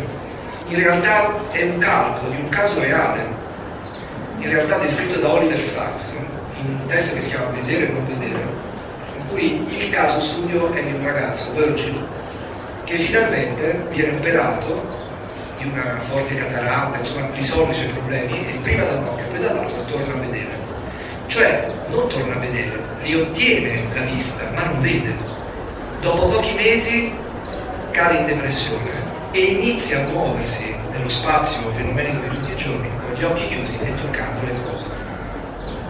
Cioè a dire che il processo della visione, non sono io che lo dico, ma è un processo che presuppone un processo nosologico, di conoscenza, di abitudine, di una tradizione a vedere, che naturalmente per un bambino appena nato, come noi fortunatamente vedenti, leggenti, si costruisce attraverso le caratteristiche plastiche del nostro cervello da bambini, e quindi ci abituiamo a vedere e a coordinare le nostre azioni. Ma non è dato. Salterei violentemente questa parte, se siete d'accordo, perché è un po' noiosetta, concentrandomi però su questa immagine che è presa da Descartes, ed è un'immagine che mostra un cieco, tratta dalla dioptrica di Descartes, che si muove in un bosco utilizzando due bastoni che sono delle protesi biologiche, diciamo così, naturali. Siamo ancora in bosco, siamo ancora in legno, vedete tutto ritorna più o meno lì, e per cui è possibile vedere distintamente quello che accade nel bosco, perché la parte aptica della percezione lo aiuta, c'è una collaborazione sinestetica. Ancora adesso è possibile, c'è uno straordinario regista svizzero, credo, che abita in Toscana e che organizza bellissime visite notturne, lui è cieco, con dei bambini in età scolare, di notte. Sono visite bellissime in cui dal tramonto si arriva all'alba, attraversando i boschi, sentendo i rumori degli animali, i bambini sono salvi sempre, finiscono questo percorso perfettamente senza nessun danno. Un altro diario che secondo me è interessante, anche qui andrò un po' veloce, è quello di John Bull, che era un pastore protestante, un professore universitario, che per un herpes contratto in gioventù acquisisce la sua cecità da adulto, nel momento stesso in cui nasce il suo quarto figlio, e quindi l'ultima immagine che lui vede è del figlio appena nato. E la faccia del figlio, che poi crescerà naturalmente, è bloccata però per lui a quella data, cioè lui cresce, la sua voce cambia, oltre che il suo corpo, probabilmente il corpo del figlio, ma lui lo vede sempre come un bambino. Il testo di Hull si chiama in originale Touching the Rock. Non capivo esattamente il significato del titolo, che in italiano da Delphi, ma prima ancora da Garzanti, era stato tradotto come Il dono scuro. Vi ricordate il dono di Mary Oliver all'inizio della nostra conversazione? Touching the Rock allude al momento in cui John Bull raggiunge il massimo della depressione post-cecità, che è quando il cieco entra nella cecità profonda, cioè quando un cieco non sa più che cos'è la luce, un cieco acquisito. E quando dimentica i volti, i visi delle persone che conosceva. Cioè, diciamo, la lettura di questi diari è un'arma un po' a doppio taglio, aiuta e non aiuta, perché ci pone di fronte a una straziante situazione esistenziale che noi non vorremmo mai trovare. Però la cosa interessante è che sia questo diario che l'altro di cui vi parlerò brevemente spiegano che per un cieco acquisito o diciamo di nascita la visione è un fatto creativo, non biologico. Cioè un cieco vede, un cieco sogna, e spesso sogna anche a colori, vede immagini endottiche. Anche questa è una cosa interessante, il nostro sistema visivo in questo momento è inquiete, perché voi è in azione, sta funzionando, ma se voi chiudeste gli occhi, il nostro sistema visivo entrerebbe in allarme, e dopo un po' che non riceve immagini, inizia a generare immagini endottiche il nostro sistema nervoso, cioè genera luce dall'interno, potremmo dire. È stato tratto un bellissimo docufilm da questo diario che si chiama Notes on Blindness, in cui c'è una scena, queste sono le due immagini che mostrano l'autore quando teneva in mano il figlio, diciamo in braccio, scusate, il figlio appena nato, e l'attore che lo interpreta. Ma c'è una scena interessante in cui lui descrive che cos'è un paesaggio bello per lui. È un paesaggio, ad esempio, non inquiete come quello che oggi avevamo a Roma, in cui gli uccellini cantano, vabbè, tutto è quieto, non c'è vento, c'è sole. Un paesaggio bello per un non vedente è un paesaggio, ad esempio, in cui piove, in cui l'ombra acustica delle gocce riesce a creare una prospettiva acustica nel suo sistema percettivo. Questa scena è stata tradotta nel docufilm in una impressionante e poeticissima scena in cui piove non solo fuori dalla sua casa, ma anche dentro la sua cucina mentre lui registra le bobine che poi verranno sbobinate, i nastri che verranno sbobinati dalla sua segretaria, che costituiranno il famoso libro Il Dono Oscuro. L'altro diario invece non è di un pastore, ma è di un artista, un vostro collega, Hugh de Montalembert, il quale era un artista visivo straordinario, ma che rientrando nel suo appartamento di Soho, dopo essere andato a cena con la sua compagna, scopre due ladri dentro il suo studio, due ragazzi di colore che, impauriti come lui, non sapendo cosa fare, inizia una colluttazione. Il più piccolo, non il più grosso, racconta lui, prende il primo oggetto che ha nelle vicinanze, che era un piccolo contenitore con una base, e gliela butta negli occhi. I soccorsi arrivano, ma fanno l'errore drammatico di lavargli gli occhi, e quindi la base si fissa e lui diventa cieco.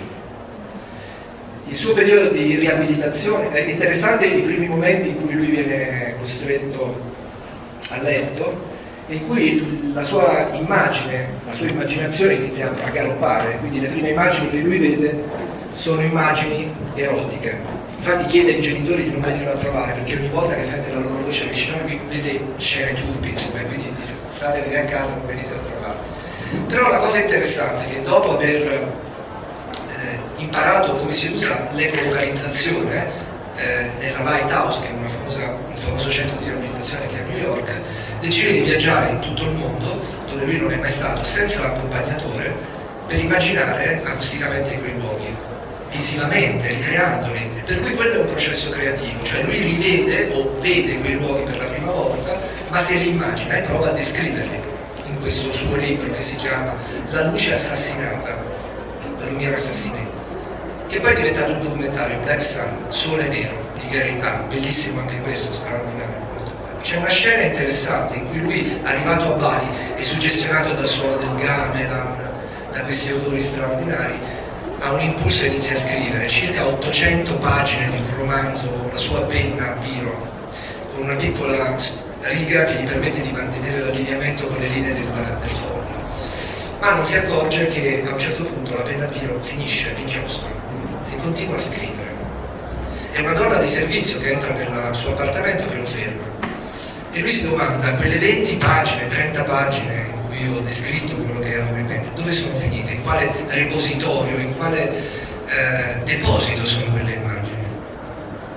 Dove sono? Sono affidate alla mia memoria, sono sulla carta ma ormai sono sparite? A lei appunto, dov'è la verità? Ed è la stessa cosa che succede nelle installazioni di James Turrell, come ad esempio queste, che vi mostro velocemente, Blind Side si chiama questa, in cui entrando in uno spazio oscuro, in cui le nostre immagini retiniche iniziano a diminuire progressivamente, le nostre after images, le nostre immagini postume iniziano a scomparire, progressivamente a scomparire, l'artista proietta di fronte a noi nell'oscurità delle immagini postume artificiali. Quindi noi a un certo punto non sappiamo se abbiamo gli occhi aperti o chiusi. Queste installazioni sono piuttosto pericolose da visitare per chi ha crisi di panico, per i portatori di pacemaker, sono sconsigliato l'ingresso. Uno prova a fotografare queste immagini che Turrell proietta, ma naturalmente il risultato è molto scarso, diciamo. Alcune vanno viste con la vista laterale, come si vedono le costellazioni, ad esempio, le Pleiadi. Oppure i suoi famosi sky space, che sono degli occhi, come la caverna platonica, puntati verso il cielo, ma di cui non percepiamo lo spessore del solaio.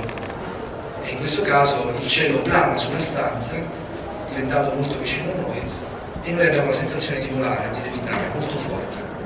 La cosa interessante è che a una certa ora del giorno, questo l'ho provato per esperienza personale, quando fuori c'è ancora luce, siccome l'ambiente interno è illuminato debolmente, quindi sono le 3:30 del pomeriggio, improvvisamente alle 4 noi vediamo un'oscurità totale. È, diciamo così, il problema del bilancio energetico tra luce interna e luce esterna, a favore naturalmente della luce interna in questo caso, che ci fa percepire il foro come chiuso da un telo di velluto nero. Lo percepiscono anche gli uccelli che entrano dentro e non riescono più a uscire, è capitato tante volte.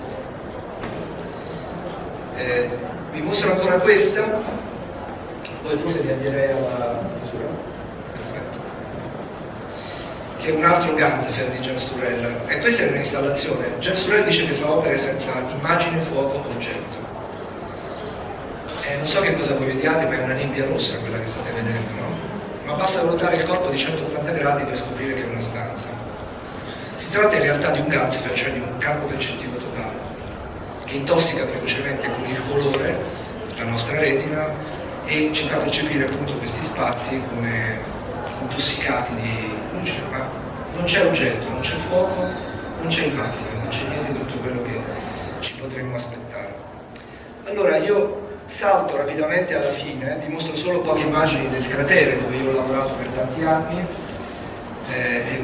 Questo è uno dei tunnel sotterranei di questo cratere, ci sarebbe molto da dire, ma vi risparmio. Questa è la fuoriuscita di questo tunnel, siamo nel deserto dell'Arizona, è un luogo dove, come dice l'artista, vedersi vedere, cioè si impara a comprendere il potere risolutorio del proprio sistema visivo. Vorrei lasciarvi però con un'immagine finale, che è quella, forse due immagini, quella di Giuseppe Penone, che insomma è una specie di viatico per me. Questa installazione, non credo si possa chiamare installazione, ma per certi versi lo è anche. È un'installazione in cui, è un'opera in cui l'artista si fotografa indossando delle lenti a contatto a specchio, quindi è un processo catottrico quello che mette in scena Giuseppe Penone. Per me ha molto senso rispetto a quello che vi ho detto, perché esternalizza il processo di costruzione dell'immagine retinica a cui ho alluso continuamente all'interno di questo, o almeno ho tentato di alludere all'interno di questa presentazione. Forse è verso questa area di attenzione che una parte dell'arte contemporanea si sta spostando, forse secondo me la parte più interessante, quella che mette proprio in dubbio questa capacità di descrivere in maniera assoluta la verità, in maniera così apodittica, in maniera così certa, certificata. Però l'ultima immagine con la quale vorrei salutarvi è quella invece che è suggerita da un autore di cui non sono riuscito a parlare stasera, me ne scuso con gli astratti, me ne scuso anche ex post con il maestro, con l'autore. Questa è l'immagine della biografia di Oliver Sacks che si chiama On the Move, molto interessante, pubblicata in Italia da Delphi, tradotta in Italia da Delphi. Ma c'è una scena che a me interessa molto in questa. Quando lui, trasferitosi negli Stati Uniti, nei weekend in cui non lavorava nei laboratori di biologia in cui era impegnato, prendeva la sua moto, lui era un biker, e iniziava a attraversare per tutto il weekend distese sterminate nei deserti americani, senza mai fermarsi quasi, solo per fare il benzina. E c'è una scena notturna che lui descrive in cui la sua moto, lui stesso, è così tutt'uno con quello che sta facendo, con lo spazio, il paesaggio, non riesce a distinguere nulla di notte, se non il piccolo cono, l'area inquadrata dal cono di luce della sua moto, diciamo, del faro della sua moto davanti a lui. E c'è questa linea bianca che separa le due carreggiate su cui lui si muove, e lui a un certo punto ha la sensazione che non sia lui a muoversi, ma è il pianeta che ruota. Lui è fermo, ma il pianeta ruota al posto suo, descrivendo infiniti cerchi. Ecco, io credo che un po' sia quello, diciamo, Oliver Sacks lo esprime in maniera molto più poetica di me, ma forse è proprio questa l'idea di immagine alla quale una parte dell'arte che ho analizzato, che stasera non abbiamo avuto il tempo di vedere insieme, forse allude a quella ultima immagine di cui parla pure James Hillman nel suo ultimo libro, quello scritto con Silvia Ronchey, quando parla di ultima immagine. La vera immagine, secondo appunto Hillman, che studia in questo libro, che è stato pubblicato molto dopo la sua morte, non è un'immagine che produce movimento, non è un'immagine che produce dinamismo, è un'immagine che produce stasi, è un'immagine che produce meditazione, ascesis. Grazie.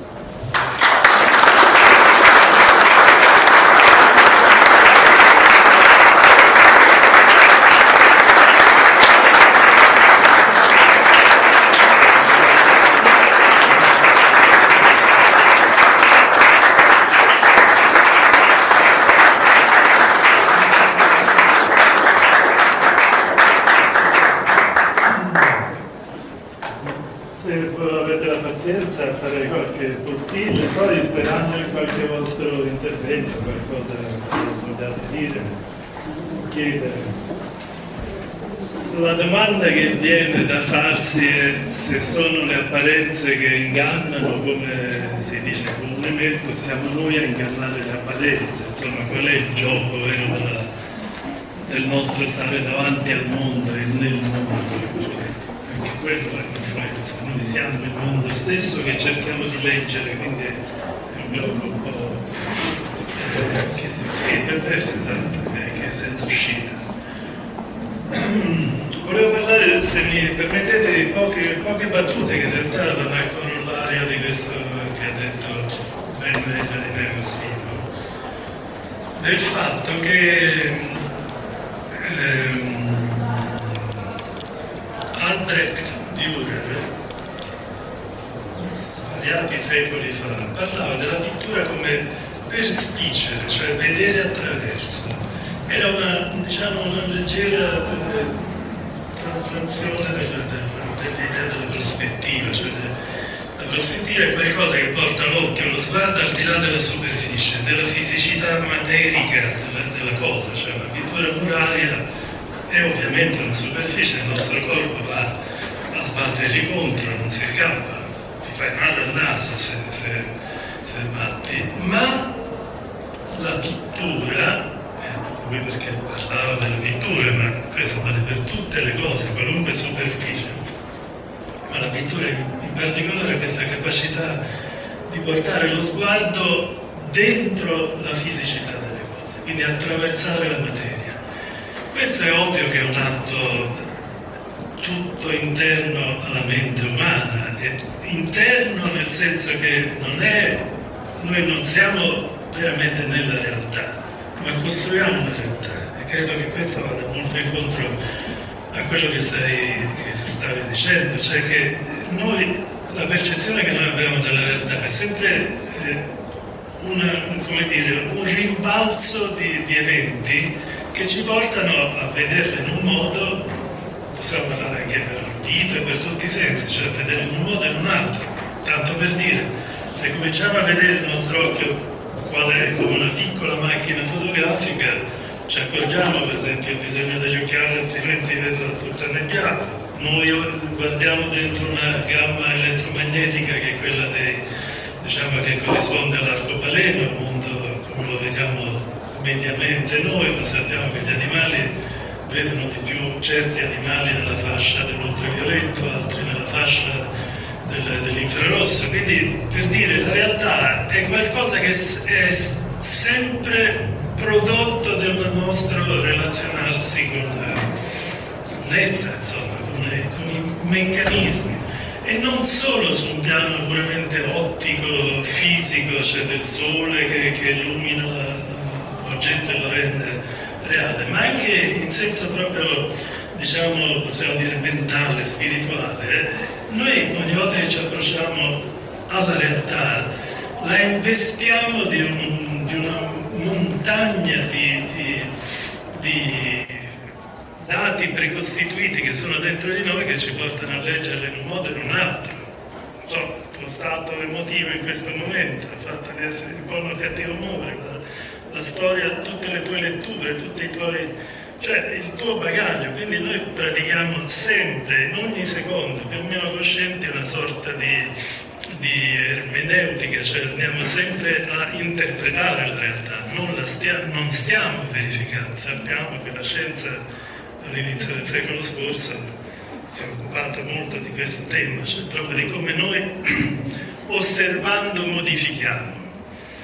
E questo è un tema estremamente interessante, perché per l'artista che si pone davanti alla realtà cerca di trovarne dei sensi, cioè dei percorsi, in qualche modo porre il dubbio su cosa stai vedendo è un tema centrale, cioè il dubbio in senso costruttivo, cioè non dare nulla per pura apparenza, ma vedere che l'apparenza è una delle manifestazioni della prima.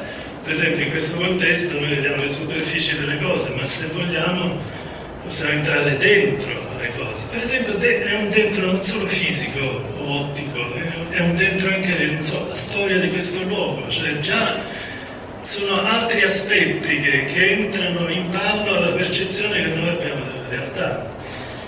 Vi dico solo un esempio, poi chiudo, veramente, di questo film che forse avrete visto girare su internet, fatto da due grafici, scusate, erano sì, due grafici pubblicitari incredibilmente che si chiamavano Charles e Ray Innes, credo si pronunci, e Hannes è scritto, quindi Innes, che si chiamava The Powers of Ten, i poteri del 10. Adesso ve lo sintetizzo, spero velocemente, poi su internet stasera andate a vedere tra pochi. Adesso ne hanno fatta anche un'edizione nuova, ma insomma. Ed è la visione da 1 metro di altezza di due persone che stanno sdraiate su un prato. Si chiama Powers of Ten. 1 metro del prato. Poi la macchina si stacca e quindi si vede queste due persone che stanno in un picnic normale, quotidiano, questa macchina si stacca di 10 volte la precedente, cioè l'inquadratura successiva è da 10 metri, quindi si vede anche un campo di 10 metri, poi si stacca di altri alla decima e così via, fino a che tu l'occhio è puntato sempre nello stesso luogo, ma la percezione di quello che stai vedendo cambia continuamente, perché poi si espande, vedi che stanno in riva a un lago, poi vedi che stanno negli Stati Uniti, sulla Terra, fino ad andare a milioni di chilometri da Terra, quindi una percezione che va dal particolare al totale. La faccio molto schematica. Poi c'è il ritorno. Molto velocemente ripercorre tutto il percorso fatto, poi quando riarriva a 1 metro dai soggetti comincia a entrare nei soggetti, cioè entrare nella pelle di lui, va verso la mano, riconosce la mano e comincia a entrare, quindi prima vedi i peli, le cellule, insomma i pori, le cellule, poi va sempre di più verso, ditemi voi, elettroni, protoni, quant'altro, fino a trovare un altro infinito dall'altra parte. Questo per dire cosa? Che le superfici, cioè le apparenze, perché noi vediamo superfici intorno a noi, la nostra pelle, sono uno stadio che per convenzione e comodità in quel momento ci è utile strategicamente a leggere la realtà, perché in questo momento a me basta vedervi che siete qui, non devo andare nelle cellule del professor Strinati, però fossi io che ne so, un cardiologo andrei su altri livelli, oppure anche sui livelli mentali, spirituali, professore, che stai male, non ti ho preso di me. Ecco, questo cosa vuol dire? Che questo fluttuare, cioè di vedere le superfici come delle forme di estuari, cioè tra un entrare e un uscire, questa è forse una idea che non saprei nemmeno dare un nome, se è una metafisica, perché in realtà rimaniamo sempre nella realtà, però è un'apertura agli infiniti possibili che ogni superficie può aprire. Quindi parliamo dell'arte, cioè questa idea che qualunque porta, anche questo bicchiere, se io lo posso guardare come riflesso di 1000 altri stati, di giochi di specchi infiniti arrivanti ulteriori. Ecco, questo forse è quello che dicevamo, insomma, che lo sguardo non è mai fine a se stesso, ma porta sempre altrove. Ecco, questo. Basta. Quindi non so se volete fare delle domande al professore.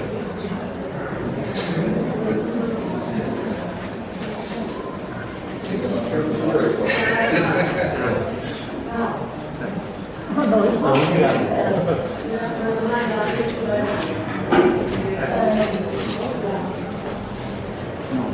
Dunque, in tutto il suo discorso molto, sicuramente molto affascinante e molto stimolante, c'è in fondo un ribaltamento della punto di vista antropocentrico.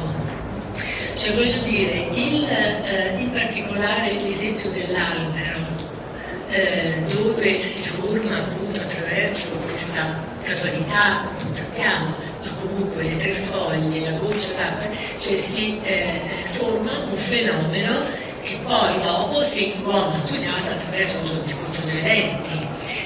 Però il fatto che esista, perché in fondo è un fenomeno fisico, che poi è stato verificato e ricostruito per andare avanti nella ricerca, però è un dato di fatto, non è che così noi vediamo gli alberi possono esistere senza di noi, ma certo, l'atmosfera probabilmente esiste senza di noi.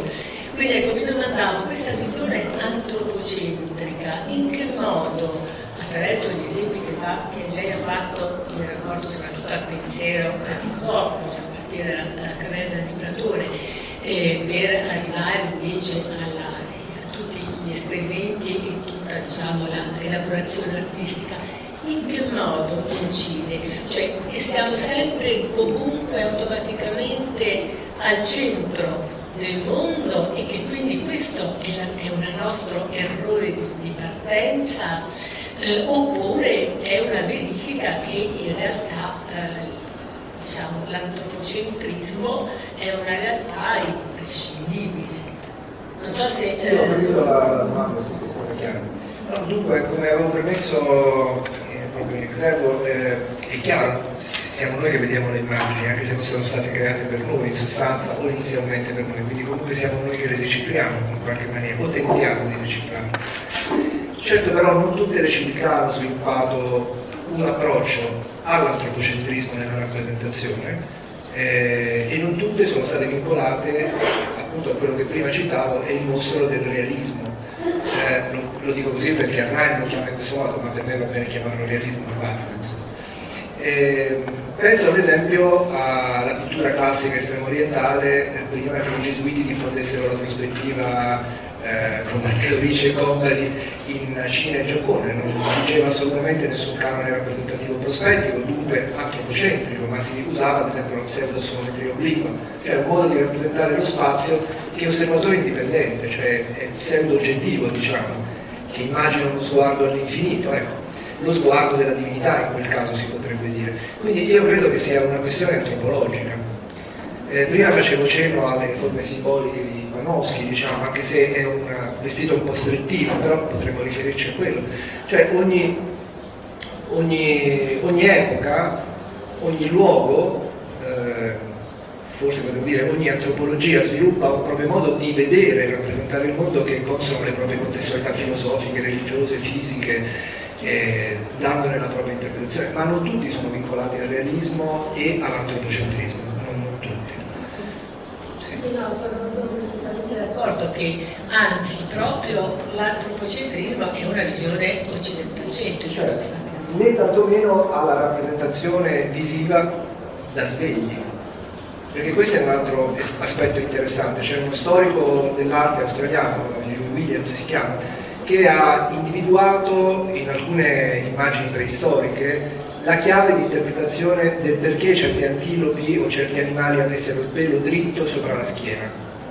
Molti storici hanno abbandonato questo tentativo di interpretazione solo attraverso un caso concreto che gli si è presentato in un altro contesto geografico. Ha scoperto che in genere gli animali morti rizzano il pelo e quindi con molta probabilità quelle immagini che trovavamo nelle caverne in Australia sono legate a probabilmente a un'uscita dal corpo da parte dell'artista sciamano che non vedeva l'animale veramente, ma lo vedeva dopo la sua morte.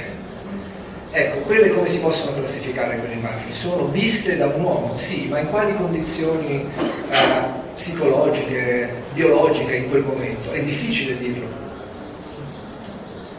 Quindi abbiamo uno scenario incredibile da esplorare, molti lo stanno facendo, meglio di me sicuramente, però secondo me ci sono dei segnali interessanti che dovrebbero essere approfonditi, cioè messi insieme, cioè trovando forse un filo che unisce tutte queste cose. Forse il destino è che questo filo non si trovi, forse la sicurezza non sia necessaria, però. Scusate, rispetto ai non presenti,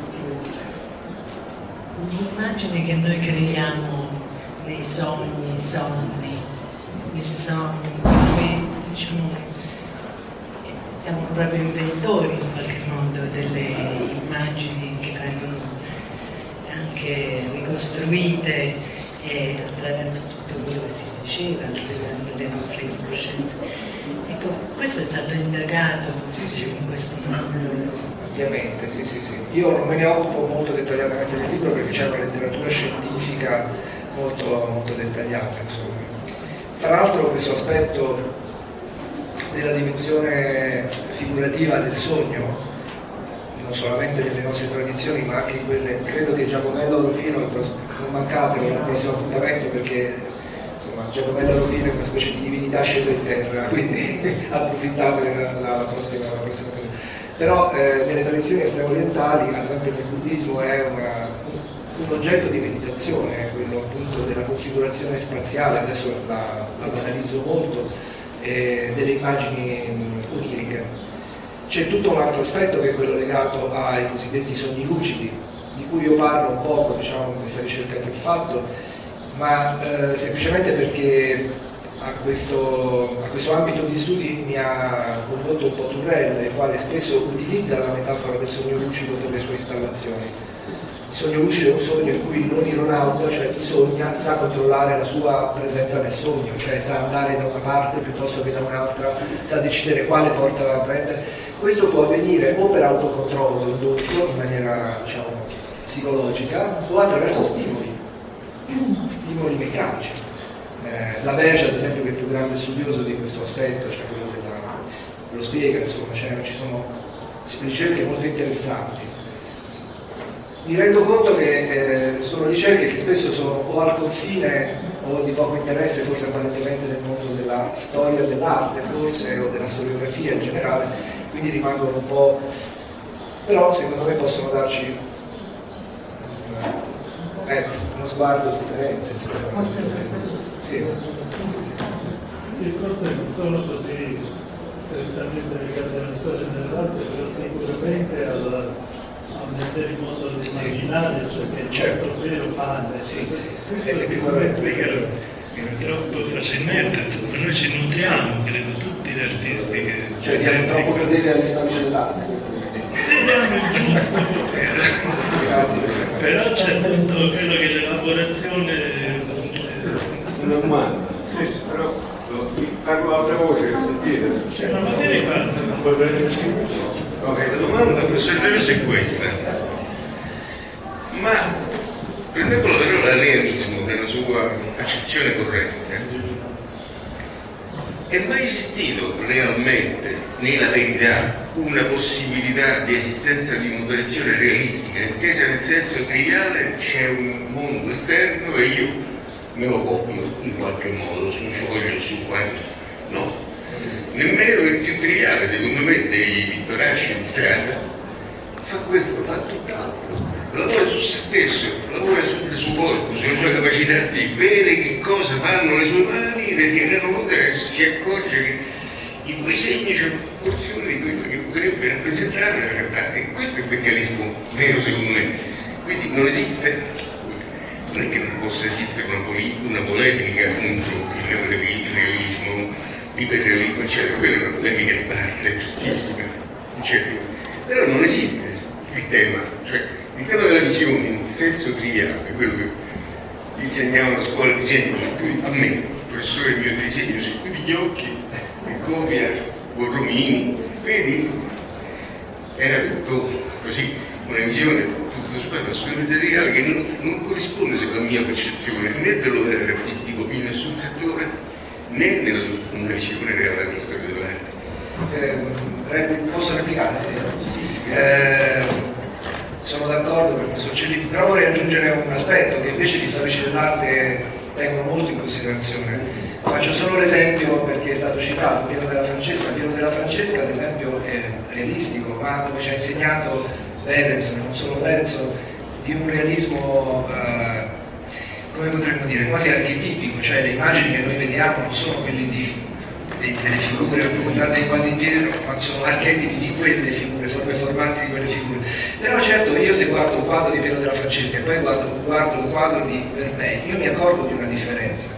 Cioè io mi accorgo che nonostante la grande abilità pittorica, gestione della prospettiva da parte di Piero della Francesca, la forma di realismo esercitata da Piero non è la stessa ad esempio di Johannes Vermeer, ad esempio, no?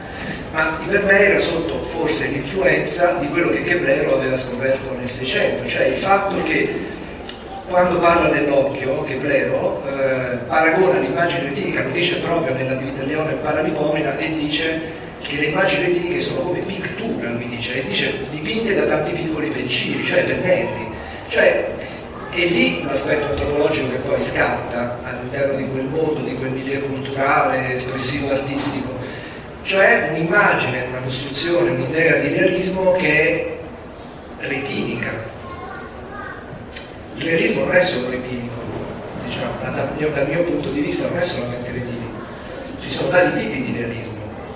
Ripeto, le misurazioni che ha fatto Louis Williams sugli stati di percezione alterata, che potrebbero essere compatibili con le decorazioni dei petroglifi all'interno delle caverne australiane, lo ha dimostrato. Ci sono delle forme di alterazione percettiva indotte da stimoli elettrici, forse originariamente nelle caverne, che ne so, da un fluo allucinogeno, non lo so, che fanno vedere per pochi secondi quei tasselli quadrati di vari colori che troviamo all'interno delle caverne preistoriche australiane. Cioè hanno avuto accesso a una visione, probabilmente anche quella è una forma di realismo. Non saprei dire di che realismo si tratti. Non è un realismo retinico? Forse sì, sottoposto a una droga sì, forse. Però, voglio dire, le forme di realismo sono tante, sono più intellettuali. E sono proprio tante perché non esiste il realismo. Se no esisterebbe una sola forma di realismo, ma non c'è. L'iperrealismo non è realismo. Chuck Close, se vedete un quadro di Chuck Close, capite che non è iperrealismo quando ci andate vicini. Cioè, non c'è nessun tentativo di simulazione dell'immagine fotografica in Chuck Close. Cioè, se andate... Volevo parlarvi anche un po' dell'opera di Marco, ma sto zitto e non dico niente, perché anche nell'opera di Marco ci sono aspetti di questo tipo. Ma, quindi io credo che il realismo non esista. Esistono tante forme che ipotizzano un realismo, non lo so. Deve prendere il microfono, non si sente niente il microfono. Me lo date per favore? Oppure venga qua.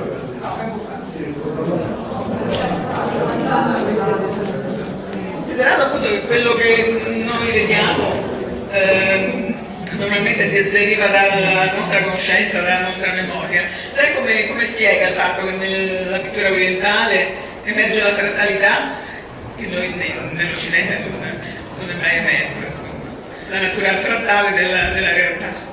Cioè che cosa c'è come conoscenza, aggancio alla conoscenza e alla memoria? C'è molto di più, è qualcosa di molto diverso a partire dalla stessa struttura atomica in cui il buddismo pensa ad esempio alla realtà, gli standard che sono gli elementi fondamentali del buddismo che costituiscono quelli che noi chiameremo gli atomi, non lo so, sono frammenti, cioè già nella descrizione di come è fatta la materia il buddismo è frattale, quindi è inevitabile che questo accadesse ed è logico che in quel contesto geografico antropologico non si sviluppasse un realismo retinico, ma un realismo di tipo, diciamo Mello Rufino lo spiegherà meglio, di tipo divino, cioè è l'occhio di Dio che guarda la realtà e rappresenta la realtà. Il pittore si fa tramite, ma non è lui che democraticamente decide cosa rappresentare. Se posso rispondere, insomma, il citato, perché noi l'abbiamo già visto,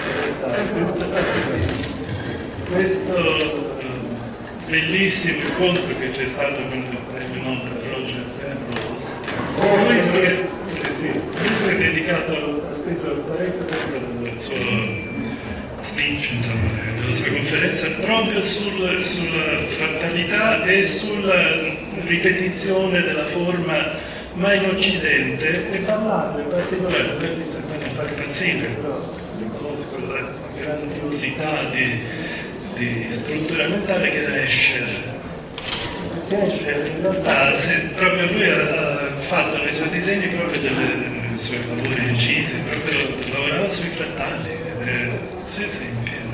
Quindi per dire che se lei è interessato a questa tematica, troverà in questo video che tra poco metteremo in streaming, ancora no però. Sì, sì. Prego. Allora devo fare tutti i complimenti per la bellissima relazione.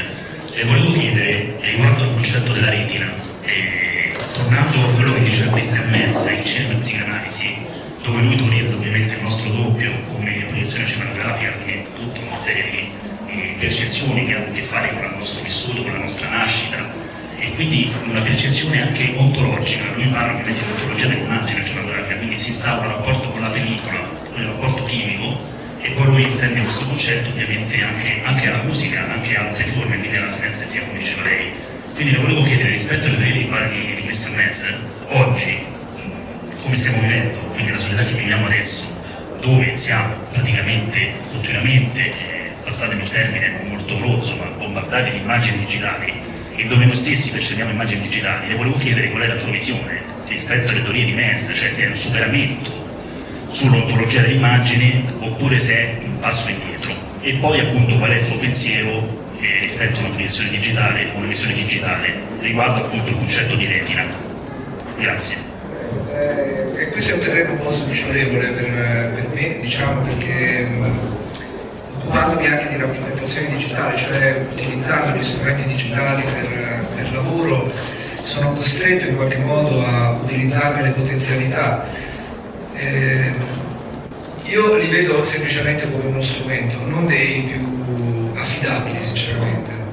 Io credo che uno strumento maggiore, ad esempio, di coinvolgimento e di creazione di spazi virtuali o di immersività, lo avevamo da molto tempo, si chiama ad esempio libro.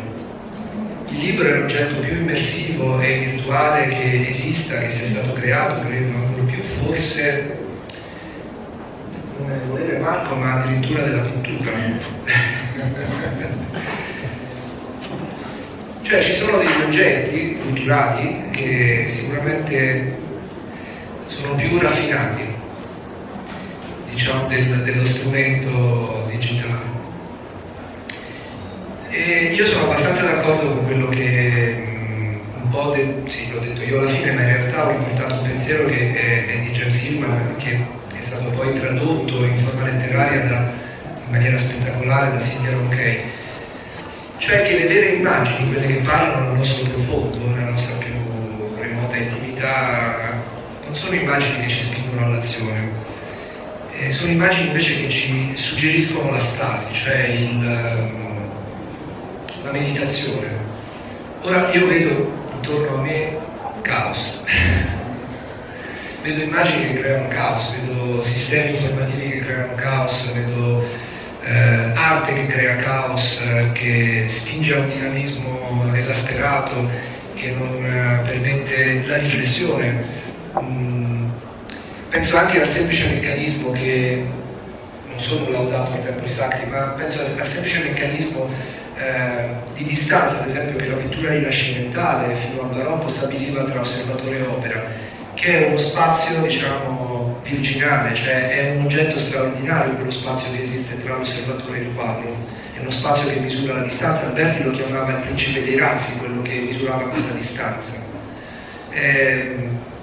Io penso che l'immersività non aiuti in maniera totalizzante a capire come è fatto uno spazio, come è fatta un'opera, e anche le tecnologie digitali applicate al cultural heritage in forma spinta. Questo ad esempio è un settore dove io ai miei lavori, diciamo, devo lavorare.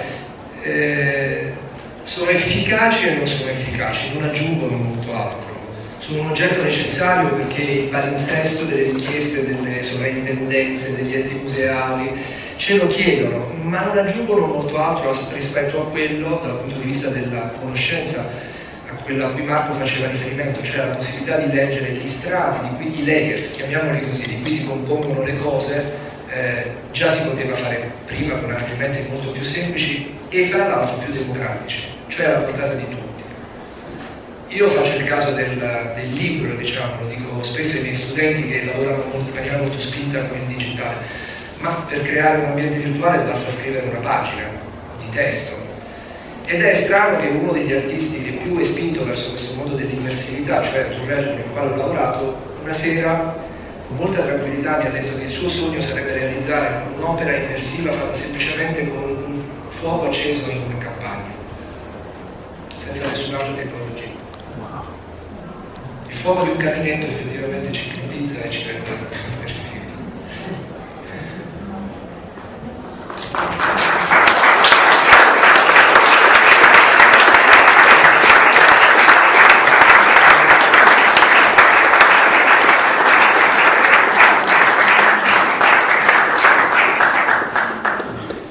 Grazie a tutti. Grazie.